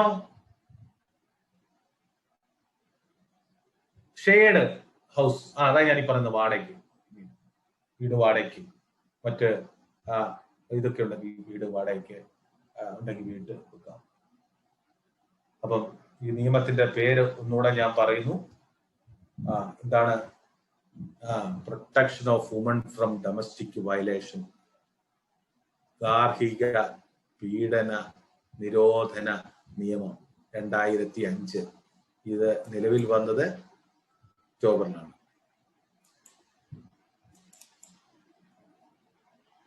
അപ്പൊ അവിടെ ഒരാൾ വരും, പ്രൊട്ടക്ഷൻ ഓഫീസർ. അദ്ദേഹത്തിന്റെ പേര് പ്രൊട്ടക്ഷൻ ഓഫീസർ. ഈ പ്രൊട്ടക്ഷൻ ഓഫീസറുടെ ജോലി എന്താ? ഒരു ജില്ലയിലെ ഒരു പ്രൊട്ടക്ഷൻ ഓഫീസറെങ്കിലും മിനിമം വേണം. സെക്ഷൻ 8 അതിന്റെ 1 ഉപവകുപ്പിൽ അത് പറയുന്നുണ്ട്. മജിസ്ട്രേറ്റിനെ സഹായിക്കുക എന്നുള്ള ഒരു വലിയ ജോലിയാണത്. സാധാരണയായിട്ട് വനിതകളാണ് ഈ ജോലിക്ക് വരാറുള്ളത്. അപ്പം ഇതിന്റെ ഈ മൊഴിയൊക്കെ എടുക്കും. പരാതി കിട്ടിക്കഴിഞ്ഞാൽ ഈ സ്ത്രീയുടെ മൊഴിയൊക്കെ എടുക്കും. ആ മൊഴിയെടുക്കുന്നത് ഇൻ ക്യാമറ പ്രൊസീഡിങ്ങിലായിരിക്കണം. കോടതി കണ്ട, കോടതി പോലും മറ്റാരും കാണാതെ ഒരു വ്യക്തിയുടെ മൊഴിയെടുക്കും. അതിന് പറയുന്ന പേരാണ് ഇൻ ക്യാമറ പ്രൊസീഡിങ്. കഥവൊക്കെ അടച്ചിട്ട് ആരും കാണത്തില്ല, ആ സ്ത്രീയുടെ മൊഴിയെടുക്കും. മജിസ്ട്രേറ്റ് മാത്രം കാണും. ചോദ്യങ്ങളൊക്കെ ചോദിക്കുക, എന്തൊക്കെയാണ് സംഭവിച്ചത്, എന്തൊക്കെയാണ് കുഴപ്പം, അത് എഴുതിയെടുക്കും മജിസ്ട്രേറ്റ്. അല്ല ജനലും തുറന്ന് കഥവും തുറന്ന് ഒന്നും അല്ല ചെയ്യുന്നത്. കോടതിയിലാണെങ്കിൽ പോലും ഒരാളെ പോലും അതിനകത്ത് ഒരു ഉദ്യോഗസ്ഥനെ കെട്ടില്ല. ആ ഇരയാക്കപ്പെട്ട വ്യക്തിയും ആ ചോദ്യം ചെയ്യുന്ന അല്ലെങ്കിൽ ആരോടാണോ പറയുന്ന മജിസ്ട്രേറ്റ് മാത്രം അവിടെ കാണും. അതിന്റെ അടിസ്ഥാനത്തിൽ അദ്ദേഹത്തിന് ഗൃഹാന്തരീക്ഷത്തിൽ സ്ത്രീകൾക്ക് താമസിക്കാൻ അഭയം കൊടുക്കാനുള്ള ഓർഡർ ഇടാം. കുട്ടികളെ ശല്യം ചെയ്യുന്നുണ്ടെങ്കിൽ ഫോൺ വിളിച്ച് ഇയാൾ ശല്യം ചെയ്യുന്നു, ഈ ബിയുടെ മക്കൾ പഠിക്കുന്ന സ്കൂളിൽ വിളിച്ചിട്ട് തെറി വിളിക്കുക. നമ്മുടെ സിനിമയ്ക്കത്തൊക്കെ കാണുന്നില്ലേ? എയുടെ ഭാര്യയാണ് ബി ആണ് വീട്ടിൽ നിന്ന് ഇറങ്ങിപ്പോയി വിട്ടത്. ബി ആണ് ഇതുപോലെ ഗാർഹിക പീഡന ഡൊമസ്റ്റിക് വയലേഷൻ അനുസരിച്ച് കേസ് പോയത്. ബിക്ക് 2 പിള്ളേരെ സ്കൂളിൽ പഠിക്കുന്നു, വിളിച്ച് ചീത്ത വിളിക്കുന്നു. ഓർഡർ ഇടാം കോടതിക്ക് ഓർഡർ ഇടും. ഇയാളുടെ കുട്ടിയെ യാതൊരു കാരണവശാലും എന്ത് ചെയ്യാൻ പാടില്ല, ഫോൺ ചെയ്ത് ശല്യപ്പെടുത്തുവാൻ പാടില്ല. നോക്കൂ, ഈ ആക്ടിന്റെ നിങ്ങൾ ശരിക്കും മനസ്സിലാക്കണം. ഈ ആക്ടിന് ഓരോന്നും ഞാൻ 2 ആക്ടേ ഇതുവരെ പറഞ്ഞുള്ളൂ, ഇനി കിടക്കുന്ന ബാക്കി ആക്ടുകൾ. ഇപ്പം ഭാര്യയും ഭർത്താവും ഒന്നിച്ച് കഴിയുന്ന സമയത്ത് ഉള്ള സ്വത്തുക്കൾ ഉണ്ടല്ലോ. ഇപ്പൊ ഞാനും എന്റെ ഭാര്യയും കൂടെ ഉള്ള ഒരുമിച്ച് താമസിക്കുമ്പോൾ ഉള്ള സ്വത്ത്, ഞങ്ങൾ രണ്ടുപേരും കൂടെ നേടിയ സ്വത്ത്, ആ സ്വത്തുക്കളുടെ ആ സ്വത്തുക്കളുടെ അത് മറ്റേ ആസ്തികളും ഒക്കെ ഞാൻ മാത്രം ഉപയോഗിക്കുക, അത് തടയാം. ഞങ്ങൾ രണ്ടുപേരും കൂടി ഒരുമിച്ച് ജോലി ചെയ്തുണ്ടാക്കിയ സ്വത്തുക്കൾ, ആ സ്വത്തുക്കളുടെ അവകാശം ഞാൻ മാത്രം ഉപയോഗിക്കുന്നത് കോടതി തടയാം. ആര് കൊടുക്കണം പരാതി? ഈ പറയുന്ന ആള് കൊടുക്കണം പരാതി. ഇത് പരാതി JFCM judicial first class magistrate കോടതിയിലാണ് ഇത് കൊടുക്കുന്നത്. അത് ആ കൊടുക്കുന്ന പരാതിയില് എനിക്ക് ഉദാഹരണം പറഞ്ഞ, ഞാൻ എന്റെ ഭാര്യയാണ് കൊടുക്കുന്നതെങ്കിൽ എനിക്ക് വേണമെങ്കിൽ അപ്പീലിന് പോകാം. അത് ജില്ലാ കോടതിയിലാണ് അപ്പീൽ. 30 ദിവസം ആണ് അതിന്റെ സമയം തന്നിരിക്കുന്നത്. അപ്പം കോടതി നിയമപ്രകാരം നോക്കിക്കഴിഞ്ഞിട്ട് ഈ കുറ്റകരമായ കുറ്റകൃത്യമാണ് ഇയാൾ ചെയ്തെങ്കിൽ അയാളെ ശിക്ഷിക്കും. 1 വർഷം വരെ തടവും 20,000 രൂപയൊക്കെ പിഴ ചുമത്തുന്ന ആ രീതിയിലേക്ക് കോടതി. ഈ കോടതിയുടെ ജൂറിസ്ഡിക്ഷൻ എന്ന് പറയുന്നത് 3 നമുക്ക് ഇവിടെ കേസ് കൊടുക്കാൻ കഴിയും. ഒന്നാണ്, എവിടെയാണോ ലാസ്റ്റ് ഇവർ താമസിച്ച സ്ഥലം, എവിടെയാണോ സംഭവം ഉണ്ടായ സ്ഥലം. ഇപ്പൊ ചെങ്ങന്നൂർ വെച്ചാണ് സംഭവം നടക്കുന്നത്. ഇപ്പൊ ചെങ്ങന്നൂർ ഇവർ ഒരുമിച്ച് താമസിക്കുന്ന മാവേലിക്കര വെച്ചാൽ മാവേലിക്കര കുടുംബ കോടതി അല്ല മാവേലിക്കര മജിസ്ട്രേറ്റ് കോടതി കൊടുക്കാം. ഇപ്പൊ കോസ് ഓഫ് ആക്ഷൻ നടന്ന സ്ഥലം എവിടെയാണ് പ്രതി ഈ റെസ്പോണ്ടന്റ് ആയിട്ടുള്ള ആൾ താമസിക്കുന്നത്, പിന്നെ അവരുടെ അഗ്രീവ്ഡ് പാർട്ടിയുടെ ആ സ്ഥലം, അഗ്രീവ് പാർട്ടി എവിടെയാണോ ആ സ്ഥലം അവിടെ. അപ്പൊ അവർക്ക് കോടതിയിൽ നിന്ന് നമുക്ക് പ്രൊട്ടക്ഷൻ ഓർഡർ കിട്ടാം, പിന്നെ മോണിറ്ററി റിലീഫിന് വേണ്ടിയിട്ടുള്ള ഓർഡർ കിട്ടാം, കുട്ടികളുടെ സംരക്ഷണത്തിന് വേണ്ടിയിട്ടുള്ള കിട്ടാം. ഇവയൊക്കെ നമുക്ക് കോടതിയിൽ നിന്ന് കിട്ടാം. അപ്പൊ ഈ ആക്ടിന്റെ പേരാണ് ഗാർഹിക പീഡന നിരോധന നിയമം. അപ്പം 2 ആക്ടുകളാണ് ഹിന്ദു മാരേജ് ആക്ട്. ഈ 2 കാര്യങ്ങളാണ് ഞാൻ പ്രധാനമായിട്ടും പറഞ്ഞത്. ഇനി എന്റെ മനസ്സില് 1-2 ആക്ടുകൾ കൂടെ നിങ്ങളുടെ മനസ്സിലേക്ക് ഞാൻ വെക്കാം. സ്പെഷ്യൽ മാരേജ് ആക്ട്, അതൊന്ന് പറഞ്ഞിട്ട് അടുത്തതിലേക്ക് പോകാം. എന്താണ് സ്പെഷ്യൽ മാരേജ് ആക്ട്?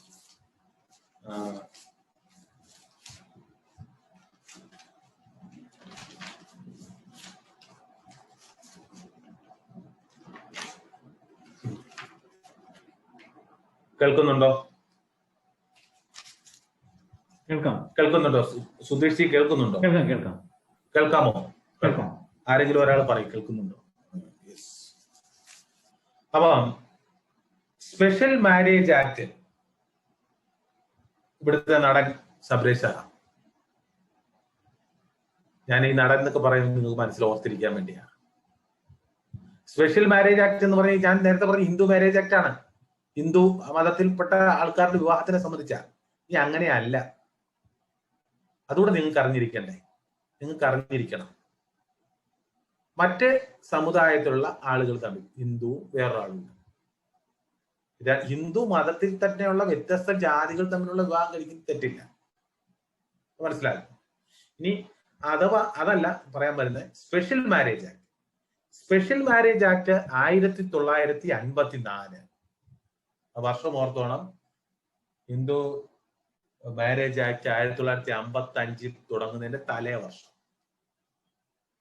ഇവിടുത്തെ വില്ലൻ, ഇവിടുത്തെ നടൻ, വില്ലൻ അല്ല നടൻ ശബരീഷാണ്.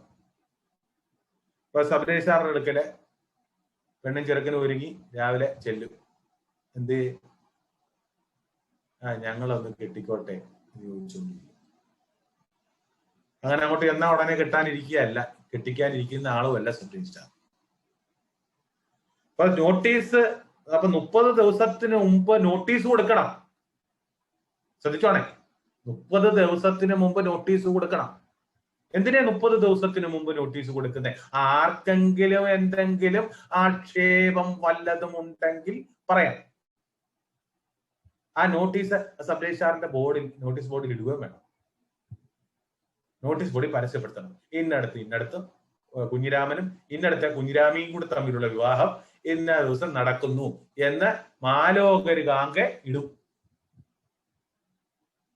അപ്പൊ ഈ നോട്ടീസ് കണ്ട് ഈ കുഞ്ഞിരാമന്റെ അമ്മാവൻ ഭയങ്കര ദേഷ്യക്കാരനാണ്. സബ് രജിസ്ട്രാർ ഓഫീസിൽ പോയപ്പോ നോട്ടീസ് കിടക്കും. 30 ദിവസത്തിന് മുമ്പ് കണ്ട നോട്ടീസ് പ്രകാരം കണ്ടെങ്കിൽ അയാൾക്ക് ഒബ്ജക്ഷൻ ഉണ്ടെങ്കിൽ അയാൾക്ക് കൊടുക്കാം.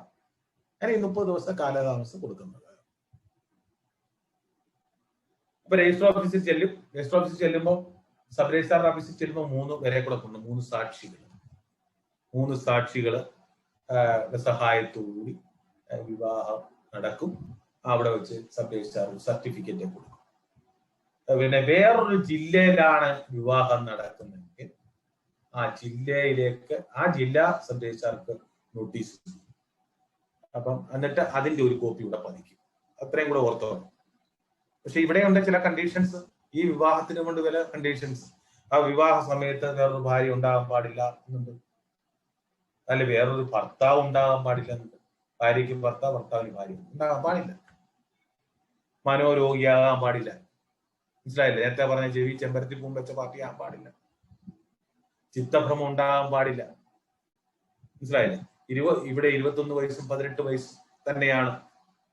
അടുത്ത രക്തബന്ധത്തിലുള്ളവരാകാൻ പാടില്ല. മനസ്സിലാകുന്നില്ലേ? അപ്പൊ ഈ അടുത്ത രക്തബന്ധം, അടുത്ത രക്തബന്ധം എന്ന് പറയുമ്പോൾ അങ്ങനെ ഉണ്ടാകാൻ പാടില്ല എന്ന് അവിടെയും പറയുന്നുണ്ട്.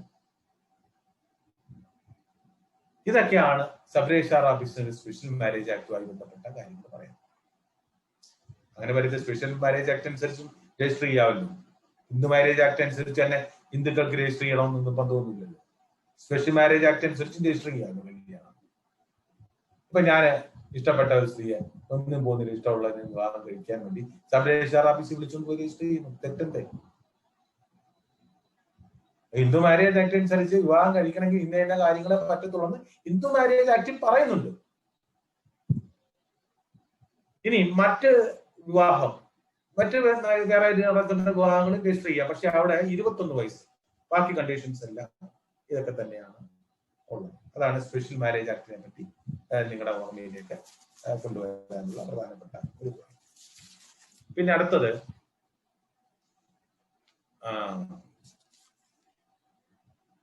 ഈ മറ്റ് ഇതുമായി ബന്ധപ്പെട്ട കാര്യങ്ങൾക്ക് വേണ്ടി അറസ്റ്റ്, സ്ത്രീകൾക്കെതിരെ അറസ്റ്റ്, സ്ത്രീകളെ അറസ്റ്റ് ചെയ്യാൻ നമ്മൾ സ്ത്രീ നിയമം അല്ലേ പഠിക്കുന്നത്. അറസ്റ്റ് എന്ന വാക്കിന്റെ അർത്ഥം സുധീഷി അല്ലെ സന്തോഷി, നമ്മൾ അറസ്റ്റ് എന്ന് പറഞ്ഞ ടച്ച് എന്നാണ്. ടു ടച്ച് ദ ബോഡി എന്നാണ്. തൊട്ടാ മതി അറസ്റ്റ്. അല്ലാതെ അറസ്റ്റ് എന്ന് പറഞ്ഞാൽ നിന്നെ അറസ്റ്റ് ചെയ്തിരിക്കുന്നു എന്ന് പറഞ്ഞ കയ്യെ പിടിച്ച് വിലങ്ങും വെക്കുന്ന ആ സിനിമ കാണുന്ന ഡയലോഗ് അല്ല. തൊട്ടാ മതി അറസ്റ്റ്. തൊടണം, ശരീരത്തിൽ ഏതെങ്കിലും ഭാഗത്ത് തൊടുക അറസ്റ്റ്. സ്ത്രീകളെ അറസ്റ്റ് ചെയ്യാമോ? സ്ത്രീകളെ അറസ്റ്റ് ചെയ്യാമോ ചോദ്യം. സിവിൽ കേസിൽ സാധാരണ സ്ത്രീകളെ അറസ്റ്റ് ചെയ്യാറില്ല. സ്ത്രീകളെ അറസ്റ്റ് ചെയ്യുന്ന സാഹചര്യങ്ങളുണ്ട്. അപ്പൊ അങ്ങനെ അറസ്റ്റ് ചെയ്യണമെങ്കിൽ വനിതാ പോലീസ് ഉദ്യോഗസ്ഥ തന്നെ വേണം. വനിതാ റാങ്കിലുള്ള ഉദ്യോഗസ്ഥ തന്നെ വേണം. ഇത് പറയാൻ വേണ്ടിയാണ് അറസ്റ്റുമായി ബന്ധപ്പെട്ട സ്ത്രീകളുടെ പ്രൊട്ടക്ഷനാണ് ഞാൻ പറയുന്നത്. നമ്മളെ അറസ്റ്റ് ചെയ്യാനായിട്ട് വന്നു. പിന്നെ സ്ത്രീകൾ അറിഞ്ഞിരിക്കേണ്ട വീട്ടിൽ നമ്മുടെ ഭാര്യ എന്നുള്ള നിലയ്ക്കോ, നമ്മുടെ മക്കൾ എന്നുള്ള നിലയ്ക്കോ, നമ്മുടെ കുഞ്ഞുങ്ങൾ എന്നുള്ള നിലയ്ക്കോ, അല്ലെങ്കിൽ നമ്മുടെ അമ്മ എന്നുള്ള നിലയ്ക്കോ ഒക്കെ അറിഞ്ഞിരിക്കണം. ഒരാളൊരു പോലീസുകാരൻ വന്ന് അറസ്റ്റ് ചെയ്യാമെന്ന്. അറസ്റ്റ് ചെയ്യുമ്പോൾ പാലിക്കേണ്ട നിബന്ധനകളല്ല. ഓക്കെ, ഞാൻ പോട്ടെ. ആർക്കൊക്കെ അറസ്റ്റ് ചെയ്യാം? ആർക്ക് അറസ്റ്റ് ചെയ്യാൻ? പോലീസുകാർ, പോലീസ് ഓഫീസർ. പറയുന്നു 3 പേർക്ക് അറസ്റ്റ് ചെയ്യാം. എത്ര പേർക്ക് അറസ്റ്റ് ചെയ്യാം? 3 പേർക്ക്. 1 പോലീസ് ഓഫീസർ, 2 മജിസ്ട്രേറ്റ്, 3 നിങ്ങൾക്ക്. അത് കേട്ടപ്പോൾ ചിലരുടെ മുഖത്തൊരു ചിരി. നാളെ ഞാൻ ഒരാളെ അറസ്റ്റ് ചെയ്യും. ചിലവർ ചിരിക്കുന്നുണ്ട്. എന്താണ് അത്? അറസ്റ്റ് ചെയ്യാൻ പറ്റും. എനിക്കും നിങ്ങൾക്കും ഒക്കെ അറസ്റ്റ് ചെയ്യാം. ആ 3 സാഹചര്യം കേട്ടു. 1 പോലീസ് ഓഫീസർ. പോലീസ് ഓഫീസർക്ക് അറസ്റ്റ് ചെയ്യാമോ? ആ പോലീസ് ഓഫീസർ അറസ്റ്റ് ചെയ്യാം. ഒരു പോലീസ് ഓഫീസർ അയാളുടെ ജൂറിസ്ഡിക്ഷനിലുള്ള സ്ഥലത്ത് ഒരു ജാമ്യം ഇല്ലാ വകുപ്പ് പ്രകാരം ചാർജ് ചെയ്തിരിക്കുന്ന ഒരു പ്രതിയെ അറസ്റ്റ് ചെയ്യാം.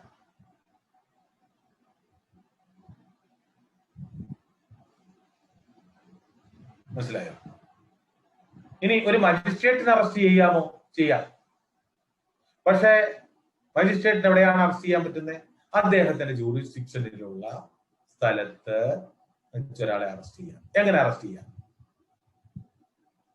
ഇപ്പൊ ഞാൻ ഇവിടെ ആരുടെയെങ്കിലും ഒരു പേര് ഞാൻ പറയുന്നില്ല, എ എന്ന് പറയുന്ന ഒരാൾ രാവിലെ വൈകുന്നേരം TV കണ്ടോണ്ടിരിക്കുക, കേട്ടോ. സുകുമാരക്കുറുപ്പിനെ കാണുന്നില്ല, TVക്കകത്ത് എഴുതി കാണിക്കുന്നു. ഹെഡിങ്: സുകുമാരക്കുറുപ്പിനെ കണ്ടുകിട്ടുന്നവർ 5 ലക്ഷം രൂപ പാരിതോഷികം തരുന്നതായിരിക്കും. അപ്പൊ രാവിലെ അപ്പൊ ഇതെല്ലാം വൈകുന്നേരം TV-യിൽ ഇങ്ങനെ എഴുതി കാണിക്കുന്നു. സുകുമാരക്കുറുപ്പിന്റെ പല രൂപത്തിലുള്ള ഫോട്ടോ, മീശ ഇല്ലാത്ത ഫോട്ടോ, മീശയുള്ള ഫോട്ടോ, തലമുടി ഇല്ലാത്ത ഫോട്ടോ, തലമുടിയുള്ള ഫോട്ടോ എല്ലാം കാണിക്കും. നിങ്ങൾ ഇത് കണ്ടിട്ടിരിക്കുക TV-യിൽ.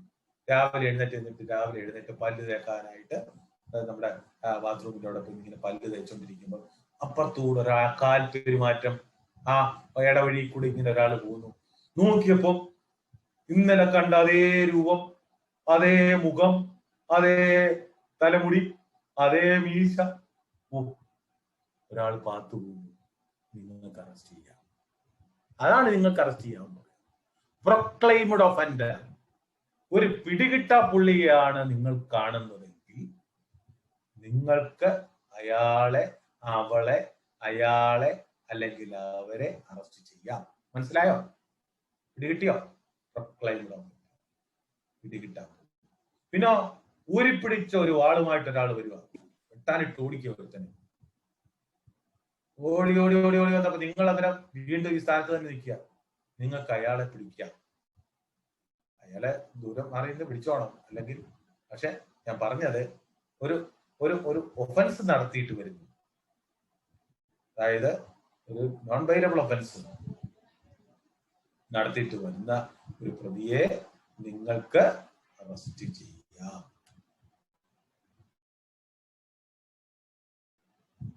അപ്പൊ എന്താ ചോദ്യം? കേൾക്കാവോ പറയുന്നത്? ആരെങ്കിലും ഒന്ന് പറയൂ, കേൾക്കാവോ? ഹലോ, കേൾക്കാം. ഹലോ, കേൾക്കാം. അപ്പൊ എന്റെ ചോദ്യം എന്താണ്?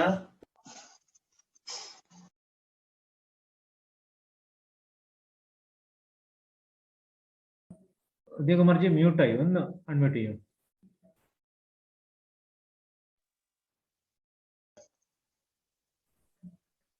ഉദയകുമാർജി ഒന്ന് അൺമ്യൂട്ട് ചെയ്യൂ. ആയില്ലേ? ഇല്ലേ? ഇപ്പൊ ആയില്ലേ? ആയി. നിങ്ങൾക്കില്ലാത്ത, കേട്ടോ, നിങ്ങൾക്കില്ലാത്ത, അല്ല, മജിസ്ട്രേറ്റിനില്ലാത്ത അധികാരം നിങ്ങൾക്കുണ്ട്.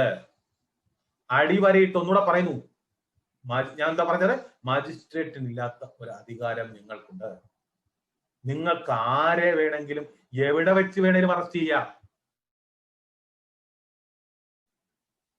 മജിസ്ട്രേറ്റ് തിരുവനന്തപുരത്ത് സൂവിൽ, കാഴ്ച ബംഗ്ലാവിൽ ഭാര്യയുമൊത്ത് പോയി അവിടെ ഇരിക്കുക, മൃഗങ്ങളെ കണ്ട് നോക്കാനായിട്ട്. അപ്പോഴാ സുകുമാരക്കുറുപ്പ് അതിലേ പോകുന്നത്. അറസ്റ്റ് ചെയ്യാൻ പറ്റുമോ? പറ്റില്ല. കാരണം അദ്ദേഹത്തിന്റെ ജൂറിസ്ഡിക്ഷനിലല്ല. അദ്ദേഹം ഇവിടുത്തെ മജിസ്ട്രേറ്റ് ആണ്. അദ്ദേഹം ചെങ്ങന്നൂരെ മജിസ്ട്രേറ്റാണ്. അപ്പൊ ചെങ്ങന്നൂര് ആ സ്ഥലത്തുള്ള ജൂറിസ്ഡിക്ഷനിൽ വെച്ച് മാത്രമേ അറസ്റ്റ് ചെയ്യാൻ പറ്റൂ.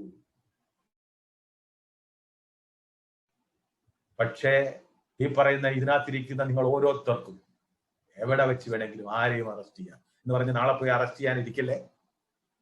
ഞാൻ ഈ പറയുന്ന കേട്ടിട്ട് ഇപ്പൊ അങ്ങോട്ട് നിയമം എല്ലാം പഠിച്ചിട്ട് നിങ്ങൾ അങ്ങോട്ട് വെളിയിലോട്ട് പോയി ഇപ്പൊ നാളെ അറസ്റ്റ് ചെയ്തിട്ടേ ഉള്ളൂ. അറസ്റ്റ് ചെയ്യാം. അറസ്റ്റ് ചെയ്യുമ്പോൾ പാലിക്കുന്ന നിയമങ്ങൾ എന്തെല്ലാം? ഇത് ഞാൻ പറഞ്ഞതല്ല കേട്ടോ. സുപ്രീം കോടതി, honourable supreme court of India remarkable ജഡ്ജ്മെന്റിൽ തന്നെ പറഞ്ഞിട്ടുണ്ട്. ആ ജഡ്ജ്മെന്റിന്റെ പേരെന്താണെന്നറിയാമോ? DK Basu versus state of West Bengal. DK Basu versus state of West Bengal. Arrest ചെയ്യാൻ വരുമ്പോൾ ഒരു പോലീസുകാരൻ നിങ്ങളുടെ വീട്ടിൽ വന്ന നിങ്ങൾ പറയണം, നാളെ പറയരുത് DK Basu versus state of West Bengal അറിയാവോ ഇത് ചോദിക്കരുത്. അപ്പൊ ഓർത്തോണം, DK Basu versus state of west ബംഗാളിൽ ഒരു 10-12 കാര്യങ്ങൾ ഇങ്ങനെ 1, 2, 3 ക്രമത്തിൽ പറഞ്ഞിട്ടുണ്ട്. എന്താന്ന് നമുക്ക് നോക്കാം. ഒന്നാണ്, അറസ്റ്റ് ചെയ്യാൻ വരുന്ന പോലീസ് ഓഫീസറുടെ നെഞ്ചിൽ, അതായത് ആ യൂണിഫോമിൽ അയാളുടെ ബാഡ്ജ് ഉണ്ടായിരിക്കണം. അയാളുടെ ഒരു പേര്, വിസിബിൾ റെപ്രസെന്റേഷൻ ഉണ്ടായിരിക്കണം.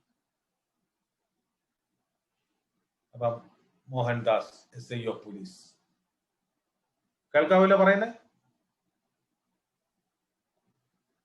കേൾക്കാവോ? കേൾക്കാം. അപ്പൊ വിസിബിൾ റെപ്രസെന്റേഷൻ തിരിച്ച്, അതായത് നമ്മള് അത് അറിഞ്ഞിരിക്കണം, കാണണം. ബാഡ്ജിൽ, നെഞ്ചാമ്പുരത്തിൽ ബാഡ്ജ് ഉണ്ടായിരിക്കണം. മോഹൻദാസ് ആണ് വന്നിരിക്കുന്നത്, SI ഓഫ് പോലീസ് ആണ് വന്നിരിക്കുന്നത്. യൂണിഫോം നിർബന്ധം. 2, അറസ്റ്റ് മുമ്പ് എന്തിനാണ് അറസ്റ്റ് ചെയ്യുന്ന എന്നുള്ള കാര്യം, അറസ്റ്റ് ആരെയാണോ ചെയ്യുന്നത് അയാളെ പറഞ്ഞ് മനസ്സിലാക്കി ബോധ്യപ്പെടുത്തണം. 3, മൂന്നാമതൊരാളെ അറിയിക്കണം.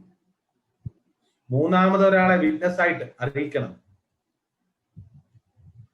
അതായത് അറസ്റ്റ് ചെയ്യപ്പെട്ട ആളുടെ ബന്ധുക്കൾ ഉണ്ടെങ്കിൽ, നിയർ റിലേറ്റീവ് ഉണ്ടെങ്കിൽ ആ ബന്ധുക്കളെ വിവരം അറിയിക്കണം. എന്തിനാണ് അറസ്റ്റ് ചെയ്യുന്നത്, എന്ത് കാര്യത്തിനാണ് അറസ്റ്റ് ചെയ്യുന്നത്, എന്താണ് അറസ്റ്റ് ചെയ്യാനുള്ള കാര്യം. 48 ആദ്യം പറയാം, 24 മണിക്കൂറിനകം തൊട്ടടുത്ത മജിസ്ട്രേറ്റിന്റെ മുമ്പാകെ ഹാജരാക്കണം. അത് നിങ്ങൾക്ക് എല്ലാവർക്കും അറിയാമല്ലോ, സിനിമകളിലെല്ലാം അത് കാണുന്ന അല്ലേ? സിനിമ കണ്ടിട്ടുണ്ടോ? അതിനകത്ത് കാണുമല്ലോ, ആക്ഷൻ ഹീറോ ബിജു കണ്ടോ? ആക്ഷൻ ഹീറോ ബിജു പട്ടിയെ വിട്ട് കടുപ്പിച്ചപ്പോ കണ്ട, 24 മണിക്കൂറിനകം കൊണ്ടുപോവാ, ഓപ്പൺ കോർട്ടിൽ കൊണ്ടുപോവാന്നൊക്കെ പറയുന്ന കണ്ടില്ലേ? ഓക്കെ. എന്താണ് നമ്മള് കോടതിയിൽ ഹാജരാക്കാം 24 മണിക്കൂർ തൊട്ടടുത്ത 48 മണിക്കൂറിൽ സംസ്ഥാനത്തെ അംഗീകൃത രജിസ്റ്റേർഡ് മെഡിക്കൽ ഡോക്ടറുടെ സേവനം ഉറപ്പുവരുത്തണം. ഡോക്ടറുടെ സേവനം പറഞ്ഞാൽ 48 മണിക്കൂറായി എന്നെ അതല്ലേ പറഞ്ഞ, ചിലവരെ പരിശോധിക്കാൻ ചില നെഞ്ചുവേദനയാ, അറസ്റ്റ് ചെയ്യുമ്പോൾ നെഞ്ചുവേദനയാ, അറസ്റ്റ് വരുമ്പോഴത്തേനാ, അതുവരെ നെഞ്ചുവേദന ഒന്നുമില്ല, അറസ്റ്റ് ചെയ്ത ഉടനെ നെഞ്ചുവേദന. ഉടനെ എങ്ങോട്ട് കൊണ്ടുപോകും?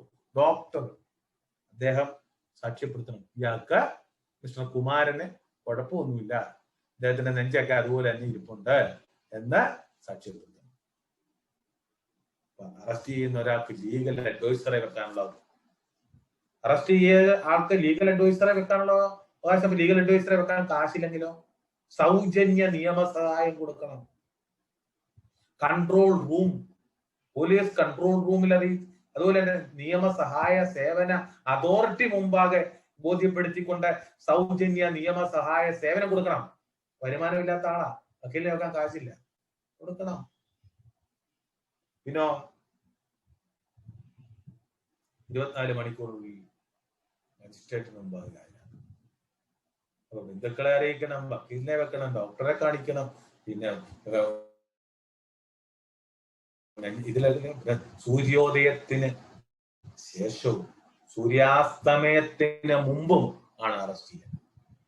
കൊച്ചുവെളുപ്പം കാലത്ത് വന്നിട്ട് അറസ്റ്റ് ചെയ്യുമോ? 3 മണി സമയത്ത് ചെയ്യുന്നത് കുഴപ്പമില്ല. അങ്ങനെയുള്ള ക്രിമിനൽ ഒഫൻസ് നടത്തിയിട്ടുള്ള കുറ്റകൃത്യമാണ് നടത്തിയിട്ടുള്ളത്. സെഡീഷനെ, രാജ്യദ്രോഹം പോലുള്ള കുറ്റകൃത്യങ്ങൾ നടത്തിയിട്ടാണെങ്കിൽ പാരാത്രിക്ക് അറസ്റ്റ് ചെയ്യും. ഒരു മർഡർ നടത്തിയിട്ടാണെങ്കിൽ അറസ്റ്റ് ചെയ്യും. അല്ലാത്തുള്ള ഒഫൻസുകളൊക്കെ ആണെങ്കിൽ സൂര്യോദയത്തിന് ശേഷം, സൂര്യാസ്തമയത്തിന് മുമ്പ്. വനിതകളെ അറസ്റ്റ് ചെയ്യണമെങ്കിൽ വനിതാ ഓഫീസർ വേണം. അപ്പൊ അറസ്റ്റുമായി ബന്ധപ്പെട്ട കാര്യങ്ങൾ ഏകദേശം നിങ്ങൾക്ക് മനസ്സിലായി കഴിഞ്ഞു എന്ന് കരുതുന്നു. ഇനിയും സമയമുണ്ടോ നിങ്ങൾക്ക് കേൾക്കാൻ? അടുത്തൊരു ദിവസം ആയാൽ മതിയോ ബാക്കി ആക്ട്? എന്ത് വേണം? ഇനിയും 2-3 ആക്ടുകളോടുണ്ട് പറയാൻ. 9 മണിയായില്ലേ? അടുത്ത ദിവസമായിരിക്കും നന്നാവുക. അപ്പൊ ഇത് കൺക്ലൂഡ് ചെയ്യാം. ഇത് കൺക്ലൂഡ് ചെയ്തേക്കാം. അപ്പം ഇപ്പൊ ഞാൻ ഈ പറഞ്ഞ 2-3 ആക്ടുകളാണ് പ്രധാനമായിട്ട് പറഞ്ഞിരിക്കുന്നത്. ഇനി ഞാൻ വളരെ താല്പര്യത്തോടു കൂടി 2-3 ആക്ടുകളൂടെ നിങ്ങൾക്ക് പറഞ്ഞു തരണമെന്നുണ്ടായിരിക്കും. മെറ്റേണിറ്റി നമുക്ക്, അതുപോലെ തന്നെ നമ്മുടെ പ്രഗ്നൻസിയെ സംബന്ധിച്ചുള്ള ആക്ട് ഉണ്ട്. അതുപോലെ തന്നെ മെയിൻ്റെനൻസ് കിട്ടേണ്ട അത് പറയണമായിരുന്നു. അത് പറയാൻ ഇപ്പൊ അടുത്ത ദിവസത്തെ നമുക്കിനിപ്പോ സമയം. പിന്നെ medical termination of pregnancy act അത് പറയണമെന്നുണ്ടായിരുന്നു. ഈ ഗർഭഛിദ്ര നിയമം അത് അടുത്ത ദിവസം അത് പറയാം. പിന്നെ ഡവറി പ്രൊഹിബിഷൻ ആക്ട് അത് ഞാൻ പറഞ്ഞില്ലല്ലോ. അതുകൂടെ പറഞ്ഞില്ലെങ്കിൽ പ്രധാനമായില്ലല്ലോ. സ്ത്രീധന ധനം കേൾക്കുന്നുണ്ടല്ലോ? ഹലോ കേൾക്കാം. ഹലോ ഡൗറി പ്രൊഹിബിഷൻ ആക്ട് അതുകൂടെ പറഞ്ഞിട്ട് നിർത്തിയാലും അതുകൂടെ പറയാം. ഇപ്പോഴത്തെ ലേറ്റസ്റ്റ് കേസ് അറിയാമല്ലോ. ആരുടെ കേസാ? വിസ്മയ അല്ലെ? അറിയല്ലേ? വിസ്മയുടെ കേസ് ഇന്ന് പല കോടതികളിലും നമ്മുടെ ഹൃദയഭേദകമായ രംഗമാണ്. ശിക്ഷിക്കപ്പെടുന്ന പ്രതികൾക്ക് വേണ്ടത്ര ശിക്ഷ കിട്ടുന്നില്ല. ആരുടെ കുഴപ്പം? സാക്ഷി പറയാൻ വരുന്നവൻ കൂറുമാറണം അല്ലെ? സാക്ഷി പറയാൻ വരുന്നതിന്റെ ബോധം, ധാർമ്മികമായ ബോധം, അതിനെ ഞാൻ പറയാം ധാർമ്മികത എന്ന് പറഞ്ഞ വാക്ക്. വയസ്സായ ഒരു വൃദ്ധനെ മറുകരയെത്തിക്കുന്ന ഒരു ധാർമ്മികത ഉണ്ടല്ലോ. അത് നിങ്ങളുടെ ഉള്ളിൽ നിന്ന് വരണം. നിങ്ങളുടെ മുന്നിൽ വെച്ചാണ് ഒരു കുട്ടിയെ സ്ത്രീധനത്തിന്റെ പേര്, അതായത് ഡൗറിയുടെ പേരിലുണ്ടെങ്കിൽ അത് ഇന്നതിന്റെ പേരിലാണ്. സ്ത്രീധനം എന്ന് പറഞ്ഞാൽ ഒന്ന് വാക്കിന്റെ ഡെഫിനിഷൻ ഒന്ന് കേട്ടേ, അതുകൂടെ ഒന്ന് കേട്ടേ. ഞാൻ ഒന്ന് പറയാമേ. വിവാഹ ബന്ധത്തിലെ ഒരു പക്ഷം കേട്ടോ, മറുപക്ഷത്തിലെ വിവാഹിതരാകുന്ന വ്യക്തിയുടെ മാതാപിതാക്കളോ മറ്റു വ്യക്തികളോ വിവാഹിതരാകുന്നവർക്ക് മറ്റു വ്യക്തികൾക്കോ വിവാഹിതരാകുന്നവർക്കോ മറ്റു വ്യക്തികൾക്കോ വിവാഹ സമയത്തോ അതിനു മുമ്പോ, അതിന് പിൻപോ സ്വത്തോ ബ്രാക്കറ്റ് പ്രോപ്പർട്ടി, വിലമതിക്കുന്ന പത്രങ്ങളോ വാല്യുബിൾ സെക്യൂരിറ്റിയോ നേരിട്ടോ പാരിതോഷികമായോ നൽകുന്നതിന് പറയുന്ന പേരാണ് സ്ത്രീധനം. അപ്പൊ സ്ത്രീധനം പിടികിട്ടിയല്ലോ. സ്ത്രീധനം എന്ന് പറഞ്ഞാൽ എന്നാടാ മോനെ കാശ് എന്ന് പറഞ്ഞ് പോക്കറ്റിൽ ഇത്ര രൂപ എടുത്ത് കൊടുക്കുന്ന മാത്രമല്ല. എന്റെ പേരിലെ 50 സെന്റ് സ്ഥലത്തിന്റെ പ്രമാണമുണ്ട്, ഇതാ പിടിച്ചു, അതും സ്ത്രീധനമാണ്. കിട്ടിയോ? 50 സെന്റ് സ്ഥലത്തിന്റെ ആധാരം, അത് സ്ത്രീധനം. അപ്പം വിവാഹ ബന്ധത്തിലെ ഒരു പക്ഷം മറുപക്ഷത്തിന്, അതായത് ആണുങ്ങളാണെങ്കിൽ പെണ്ണുങ്ങൾ, ഇത് മുസ്ലിം സമുദായത്തിൽ കൊടുക്കുന്നുണ്ട്. അറിയാമോ? മഹറെന്നും ടവറെന്നും. അത് ഈ നിർവചനത്തിൽ വരുന്നില്ല. അതാണ് സ്ത്രീധനം. അപ്പൊ നേരിട്ടോ പരോക്ഷമായോ വരന്റെ മാതാപിതാക്കളോ ബന്ധുക്കളോ രക്ഷകർത്താവ് സ്ത്രീധനം ആവശ്യപ്പെടുന്നത് കുറ്റകരമാണ്. സ്ത്രീധനം ആവശ്യപ്പെടുന്നത് കുറ്റകരമാണ്. അണ്ടർലൈൻ ചുമന്ന വഴി വെച്ച് അടിവര ഇട്ടോ. ഇപ്പൊ ഗവൺമെന്റ് ഒരു നിയമം പാസ്സാക്കിയിട്ടുണ്ട്. നമ്മുടെ മക്കളെയൊക്കെ അയക്കേണ്ട ആളുകളാണ് നമ്മൾ, അല്ലെ? നമ്മുടെ സഹോദരങ്ങളെ നമ്മൾ അയക്കേണ്ടതാണ്. സ്ത്രീ തന്നെ ധനമാണ് അല്ലെ? നമ്മൾ സ്ത്രീധനമായിട്ട് പണ്ട് കൊടുക്കുന്ന ആൾക്കാർ എന്തിനായിരിക്കാം ഇത് ചെയ്തിരുന്നത്? പണ്ട് ജോലിയും വേലയൊക്കെ ആൾക്കാർക്ക് കുറവല്ലേ? അത്യാവശ്യമൊക്കെ ജീവിച്ചോട്ടെന്ന് വെച്ച് ഒരു പോക്കറ്റ് മണി പോലെ കൊടുത്തോണ്ടിരുന്ന പിന്നെ ഇതൊരു നിർബന്ധമായി. മനസ്സിലായില്ലേ? ഇതൊരു ശീലമായി. പണ്ട് ആൾക്കാർ പറഞ്ഞു ശീലിപ്പിക്കരുതേ എന്ന് പറഞ്ഞിട്ടുള്ള. അപ്പൊ ആദ്യമൊക്കെ നമ്മളെ ശീലമാക്കി. ഒരുത്തനെ വിവാഹം കഴിപ്പിച്ചു വിടുമ്പോ ആദ്യമൊക്കെ ജോലിയൊന്നുമില്ല, ഇന്നത്തെ കുട്ടികളുള്ള ജോലികളോ മറ്റു കാര്യങ്ങളോ ഒന്നുമില്ല. ചിലവർ ഇരിക്കട്ടെ 50,000, ഇരിക്കട്ടെ 5 ലക്ഷം എന്ന് പറഞ്ഞു കൊടുക്കും. പിന്നെ 5 തന്നാലേ ഞാൻ കെട്ടു, 5 തന്നാലേ ഞാൻ കെട്ടു, കാർ ഇട്ടയിലേ ഞാൻ കെട്ടു. എന്താ വിസ്മയുടെ സംഭവം? മനസ്സിലായ? വിസ്മയുടെ സംഭവം കേരള മനസ്സാക്ഷിയെ ഞെട്ടിക്കുന്ന സംഭവം. ഒരു കുറ്റം അത് സ്ത്രീധന നിയമം, സ്ത്രീധനത്തിന്റെ പേരിൽ 498A അത് നിങ്ങൾ മനസ്സിലാക്കിയിരിക്കണം. ഭർത്താവിന്റെ വീട്ടുകാരോ നിങ്ങളും പ്രതിയാണ്. ഭർത്താവിന്റെ വീട്ടുകാരോ സ്ത്രീകളുടെ എടുക്കൽ സ്ത്രീധനത്തിന്റെ പേരിൽ കൊണ്ടുവരാൻ ആവശ്യപ്പെട്ടുകൊണ്ട് ദേഹോദരവ് ഏൽപ്പിക്കാൻ ചെയ്യുന്ന 498 പരിധി വരും 498. അതുപോലെ 354 ഞാൻ പറയാൻ വിട്ടുപോയി, ഞാൻ ആദ്യം പറഞ്ഞെന്ന് തോന്നുന്നു. ഔട്ട്റേജ് മോഡസ്റ്റി, സ്ത്രീകളുടെ മോഡസ്റ്റിയെ, ചാരിത്രത്തെ, സ്ത്രീകളുടെ പവിത്രതയെ ഹനിക്കുന്ന, ഇതൊക്കെ ഇന്ത്യൻ ശിക്ഷാ നിയമവുമായി ബന്ധപ്പെട്ടിട്ടുള്ള കുറ്റകരമായി. ഭരണഘടന പോലെ തന്നെ IPC-യിൽ 354 പറഞ്ഞു കഴിഞ്ഞ് പിന്നെ ഇപ്പൊ പറയുന്ന 498A ഭർത്തു വീട്ടുകാരുടെ പീഡനം. ഇത് സ്ത്രീധനം അങ്ങനെ വാങ്ങിച്ചിട്ടുണ്ടെങ്കിൽ അതായത് 3 വർഷം വരെ തടവ് കിട്ടുമോ? ഇത് നിസ്സാരമൊന്നുമല്ല. അപ്പം സ്ത്രീധനത്തിന്റെ ഇത് കൊടുക്കുമ്പോൾ നമ്മളെ ശ്രദ്ധിക്കേണ്ടത് 3 മാസത്തിനുള്ളിൽ സ്ത്രീധനമായി വാങ്ങുന്നത് തിരിച്ചേൽപ്പിക്കണമെന്നാണ് നമ്മുടെ കോടതിയുടെ കണക്ക്. 3 മാസത്തിനുള്ളിൽ ഏൽപ്പിക്കണം. അപ്പൊ ഇതിന്റെ ലിസ്റ്റ് ഉണ്ടാകണം. അപ്പം ഇങ്ങനൊന്നും ആരും നോക്കാറില്ല. നമ്മുടെ ജീവിതത്തിലുണ്ടോ തന്നെ എന്തൊക്കെയുണ്ടെന്ന് ഏൽപ്പിക്കാറുണ്ടോ? 5 വള, 4 നെക്ലേസ്, 6 മണിമാല, ഇങ്ങനെ എഴുതി വെക്കുന്നുണ്ടോ? ആരും എഴുതി വെക്കണ്ട. നമ്മളാരും എഴുതി വെക്കുന്നു, പറച്ചിലേ ഉള്ളൂ. ഇങ്ങനെ ലിസ്റ്റ് ഉണ്ടാകണമെന്നാ പറയുന്നത്. ലിസ്റ്റ് ഉണ്ടാക്കി എഴുതിക്കണം. തരുന്നത് ഒരു താൽക്കാലികത്തേക്ക് വേണ്ടിയാ. 3 മാസത്തെ തിരിച്ചേൽപ്പിക്കണം. മനസ്സിലാവുന്നുണ്ട്? അപ്പൊ അങ്ങനെയാണ് സ്ത്രീധനത്തുമായി ബന്ധപ്പെട്ട കാര്യങ്ങള് നിങ്ങളുടെ മനസ്സിലേക്ക് വന്നു. സ്ത്രീധന പീഡനം പറഞ്ഞു. അതുപോലെ തന്നെ 6 മാസത്തിൽ തടവ് കിട്ടും. അത് ഞാൻ പറഞ്ഞു കഴിഞ്ഞു. മറ്റു കാര്യങ്ങളൊന്നുമില്ല. ഇത്തരം കാര്യങ്ങളാണ്. അതുകൊണ്ട് തന്നെ നമുക്ക് താൽക്കാലികമായിട്ട് ഈ ആക്ട് കൊണ്ട് നിർത്താം. അടുത്ത ദിവസം 2-3 ആക്ടുകൾ ഉണ്ട്. അത് അടുത്ത ദിവസങ്ങളിൽ എപ്പോഴെങ്കിലും സമയം കിട്ടുമ്പോൾ ഇതുപോലെ നിങ്ങളുമായിട്ട് പങ്കുവെക്കാം. ഒരു കാര്യം നോക്കൂ, നമ്മുടെ പുരാണത്തില് നമ്മുടെ കൈകേയിക്ക് മന്ദര എന്ന് പറഞ്ഞ ഒരാള് ചെവിയിലൊന്ന് ഓതിക്കൊടുത്തതല്ലേ കുഴപ്പം? ഒരു കുഴപ്പമില്ലായിരുന്നു. കൈകേയി എന്ന് പറഞ്ഞ ഇത്ര ഭർത്തൃസ്നേഹമുള്ള ധൈര്യശാലിയായ ഒരു സ്ത്രീയെ രാമായണത്തിലില്ല. പക്ഷെ ഒരു മന്ത്രയുടെ ഒരു വാക്ക് ചില ആളുകള് ചിലയിടത്ത് ഓതിക്കൊടുക്കാൻ പറയുക. ഞാൻ ഇത്രയും നിയമം പറയുന്നെങ്കിലും ആ വശം കൂടെ പറയാൻ ആഗ്രഹിക്കുന്നു. നമ്മുടെ ജീവിതത്തിൽ ഓതിത്തരാൻ പലരും കാണും. ഒരു മന്ത്രകളുമാൽ പലരും നമ്മുടെ സമൂഹത്തിലുണ്ട്. നമ്മുടെ വീട്ടിലുണ്ട് മന്ത്രമാർ, നമ്മുടെ ബന്ധുക്കളിലുണ്ട് മന്ത്രമാർ, അല്ലേ? അവര് നമ്മുടെ ചെവിയിൽ ഓതിത്തരും, മോളെ നീങ്ങി പോരെ, ഞാനുണ്ട്, നോക്കിക്കൊള്ളാം. ജീവിതം നല്ലതിലേക്ക് മാറ്റം ചിന്തിച്ച് മന്ത്രമാരുടെ വാക്കുകളാകാതെ മറിച്ച് നല്ല കൈകേയി എന്ന് പറയുന്ന നല്ലവളായിട്ട് ഞാൻ ഇവിടെ ചിത്രീകരിച്ച് പറയാം. മന്ത്രയുടെ വാക്ക് കേട്ടപ്പോൾ, കാരണം ധൈര്യശാലിയാണ് കൈകേയി. അതായത് രഥത്തിന്റെ വീലൂരിയപ്പോൾ വിരല് വെച്ചുകൊടുത്ത ധൈര്യം കാണിച്ച സ്ത്രീ കൈകേയിയാണ്, ധീരയാണ്, അല്ലെ? മന്ത്രയുടെ ആ ഒരൊറ്റ സിംഗിൾ വേർഡ്, ജീവിതത്തിലെ സിംഗിൾ വേർഡ് ഒരിക്കലും നിങ്ങളുടെ ജീവിതത്തിലെ വിലങ്ങുതടിയാകാതിരിക്കട്ടെ.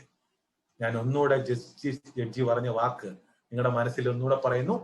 Family court is not only for, എല്ലാവരും പറഞ്ഞേ, not only for divorce but also the reunifications of couples. കുടുംബ കോടതികൾ ഡൈവോഴ്സിന് മാത്രമല്ല കൂട്ടി യോജിപ്പിക്കാനുള്ളതാണ്. അതായത് അകലുന്ന ബന്ധങ്ങളെ അടുപ്പിക്കാനും ബന്ധങ്ങൾ അകലാതിരിക്കാനും മാനവരാശി ഒന്നാകട്ടെ. നിയമങ്ങൾ, അത്യാവശ്യ നിയമങ്ങൾ അറിഞ്ഞിട്ടുണ്ട്. ഞാനിത് ഇംഗ്ലീഷിൽ പറയാൻ പോയാൽ ഈ ലോ മൊത്തം നിങ്ങൾക്ക് പറയണമെങ്കിൽ എനിക്ക് എത്ര മണിക്കൂർ വേണമെങ്കിലും തയ്യാറാണ്. 10 മണിക്കൂറെങ്കിൽ 10 മണിക്കൂർ ഇത് മുഴുവൻ കാര്യങ്ങളും ഇത് ഇംഗ്ലീഷിന്റെ ട്രാൻസ്ലേറ്റ് ചെയ്ത് പറഞ്ഞുതരാം.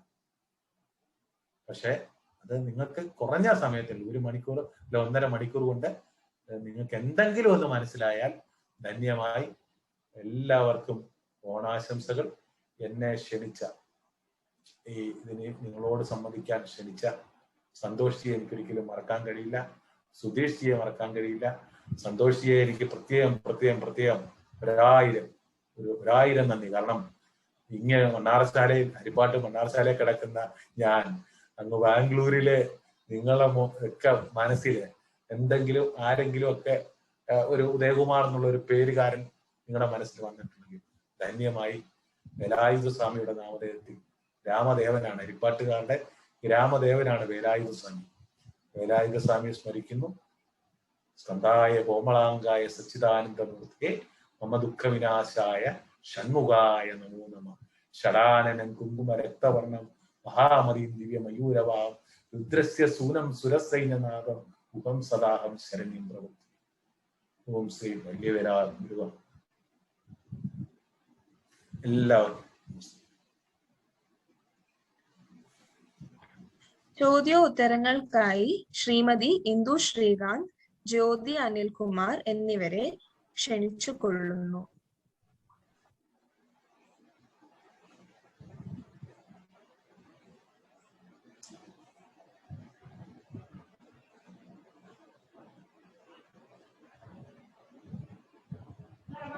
ചോദിച്ചോളൂ.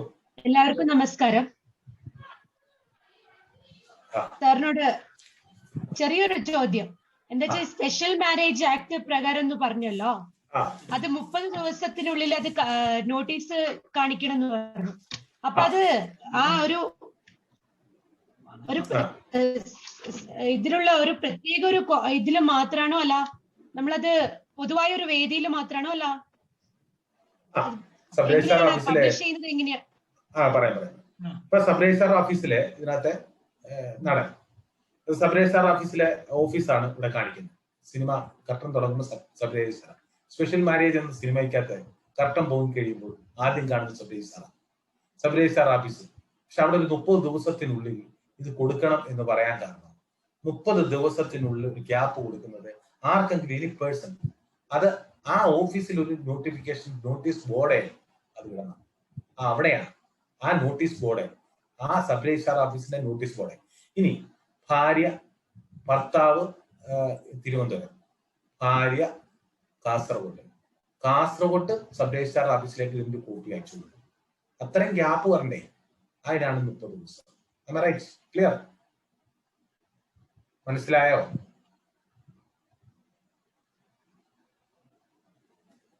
ഹലോ, കേൾക്കുന്നില്ല.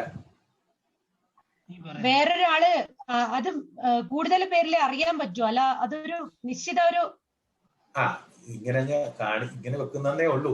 സബ് രജിസ്ട്രാർ ഓഫീസിൽ ലോകത്തുള്ള എല്ലായിടത്തും കൊണ്ടുവന്ന് നോട്ടീസ് ബോർഡ് ഇടാൻ പാടില്ലല്ലോ. നമ്മള് സാധാരണ ജപ്തിയൊക്കെ ചെയ്യുകയാണെങ്കിലേ, സാധാരണ ഞങ്ങള് സിവിൽ കേസിൽ ജപ്തി ചെയ്യുവാറാണെങ്കിൽ സബ് രജിസ്ട്രാർ വിവരം അറിയിക്കും, നമ്മുടെ മുനിസിപ്പാലിറ്റി വിവരം അറിയിക്കും, നമ്മുടെ വില്ലേജ് ഓഫീസിൽ വിവരം അറിയിക്കും, സ്ഥലത്തെ പ്രോപ്പർട്ടി വിവരം അറിയിക്കും, അല്ലെങ്കിൽ സ്ഥലത്ത് പ്രധാനപ്പെട്ട സ്ഥലങ്ങളിൽ ഒരു സിവിൽ കേസിൽ ഒരു ജപ്തി ഉണ്ടായാൽ അറിയിക്കും. പക്ഷെ ഒരു ക്രിമിനൽ കേസിനെ സംബന്ധിച്ചിടത്തോളം ഒരു ക്രിമിനൽ കുറ്റം നടക്കുന്ന ഒരു സമൂഹത്തിന് മൊത്തമുള്ള കുറ്റമാണ്. ഓക്കെ,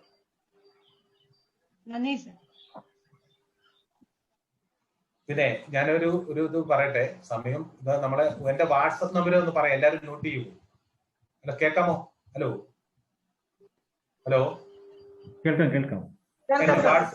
എല്ലാവരും എന്റെ വാട്സപ്പ് നമ്പര് ഒന്ന് നോട്ട് ചെയ്തോളൂ. 949 555 7205 949.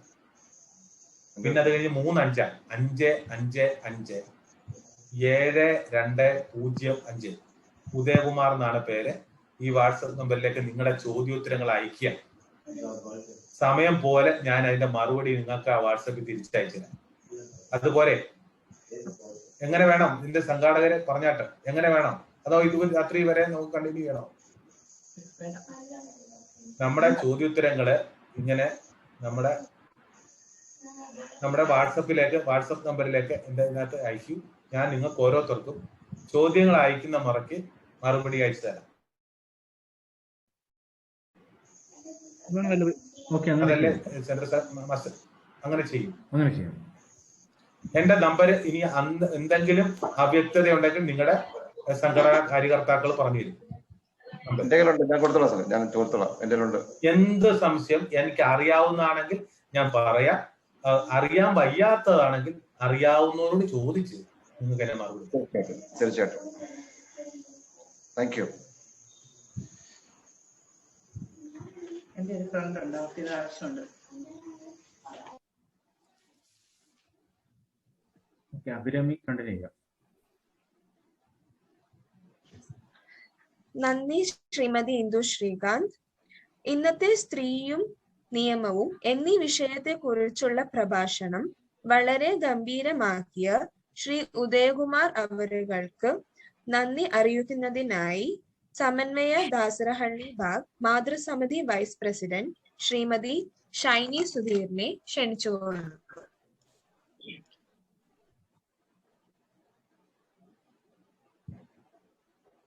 എല്ലാവർക്കും നമസ്കാരം. സമന്വയ ദാസരഹള്ളി ബാഗ് മാതൃസമിതിയുടെ ആഭിമുഖ്യത്തിൽ നടന്ന ഇന്നത്തെ ഓൺലൈൻ പ്രഭാഷണ പരമ്പര ഭദ്രദീപം കൊളുത്തിയ ശ്രീമതി പ്രിയ സുബ്രഹ്മണ്യൻ അവർകൾക്കും ആശംസകൾ അർപ്പിച്ച സമന്വയ ദാസരഹള്ളി ബാഗ് രക്ഷാധികാരി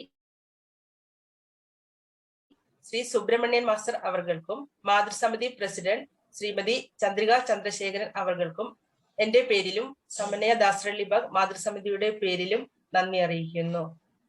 അടുത്തതായി നമ്മുടെ ക്ഷണം സ്വീകരിച്ച് ഇവിടെ ഓൺലൈനിൽ എത്തിയ സ്ത്രീയും നിയമവും എന്ന വിഷയത്തിൽ വളരെ ഗഹനമായ രീതിയിൽ നമുക്ക് ഒരു സെഷൻ ഒരുക്കി തന്ന അഡ്വക്കേറ്റ് ശ്രീ ഉദയകുമാർ അവർക്ക് സമന്വയ ക്ഷമിക്കണം, ഞാൻ അഡ്വക്കേറ്റ് അല്ല, അഡ്വക്കേറ്റ് എന്ന് പറയരുത്, ഒരു ഗവൺമെന്റ് ഉദ്യോഗസ്ഥനാണ്. ഉദയകുമാർ എന്ന് പറഞ്ഞു. ശരി സർ. ഓക്കെ.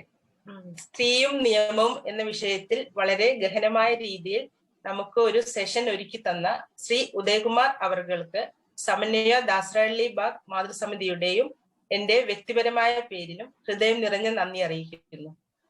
കൂടാതെ ഇതിനു വേണ്ടി മുൻകൈ എടുത്ത പാഞ്ചജന്യം ബാലഗോകുലം പ്രസിഡന്റ് ശ്രീ സന്തോഷ് കുമാർ അവർകൾക്കും അവതാരകയായ കുമാരി അഭിരാമിക്കും ഈ പരിപാടിയിൽ പങ്കെടുത്ത എല്ലാ സമന്വയ പ്രവർത്തകർക്കും മാതൃസമിതി അംഗങ്ങൾക്കും ഓരോ അംഗങ്ങൾക്കും എന്റെ പേരിലും സമന്വയ മാതൃസമിതിയുടെ പേരിലും നന്ദി അറിയിക്കുന്നു. നന്ദി, നമസ്കാരം.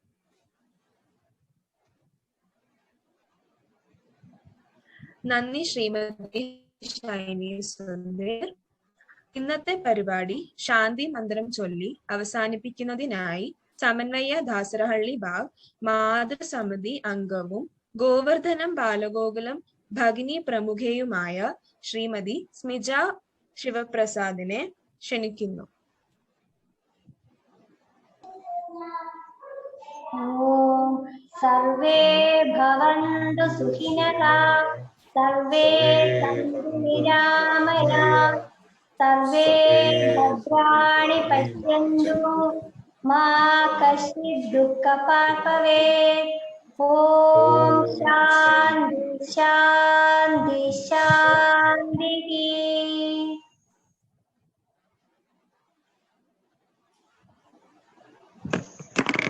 എല്ലാവർക്കും ശുഭരാത്രി.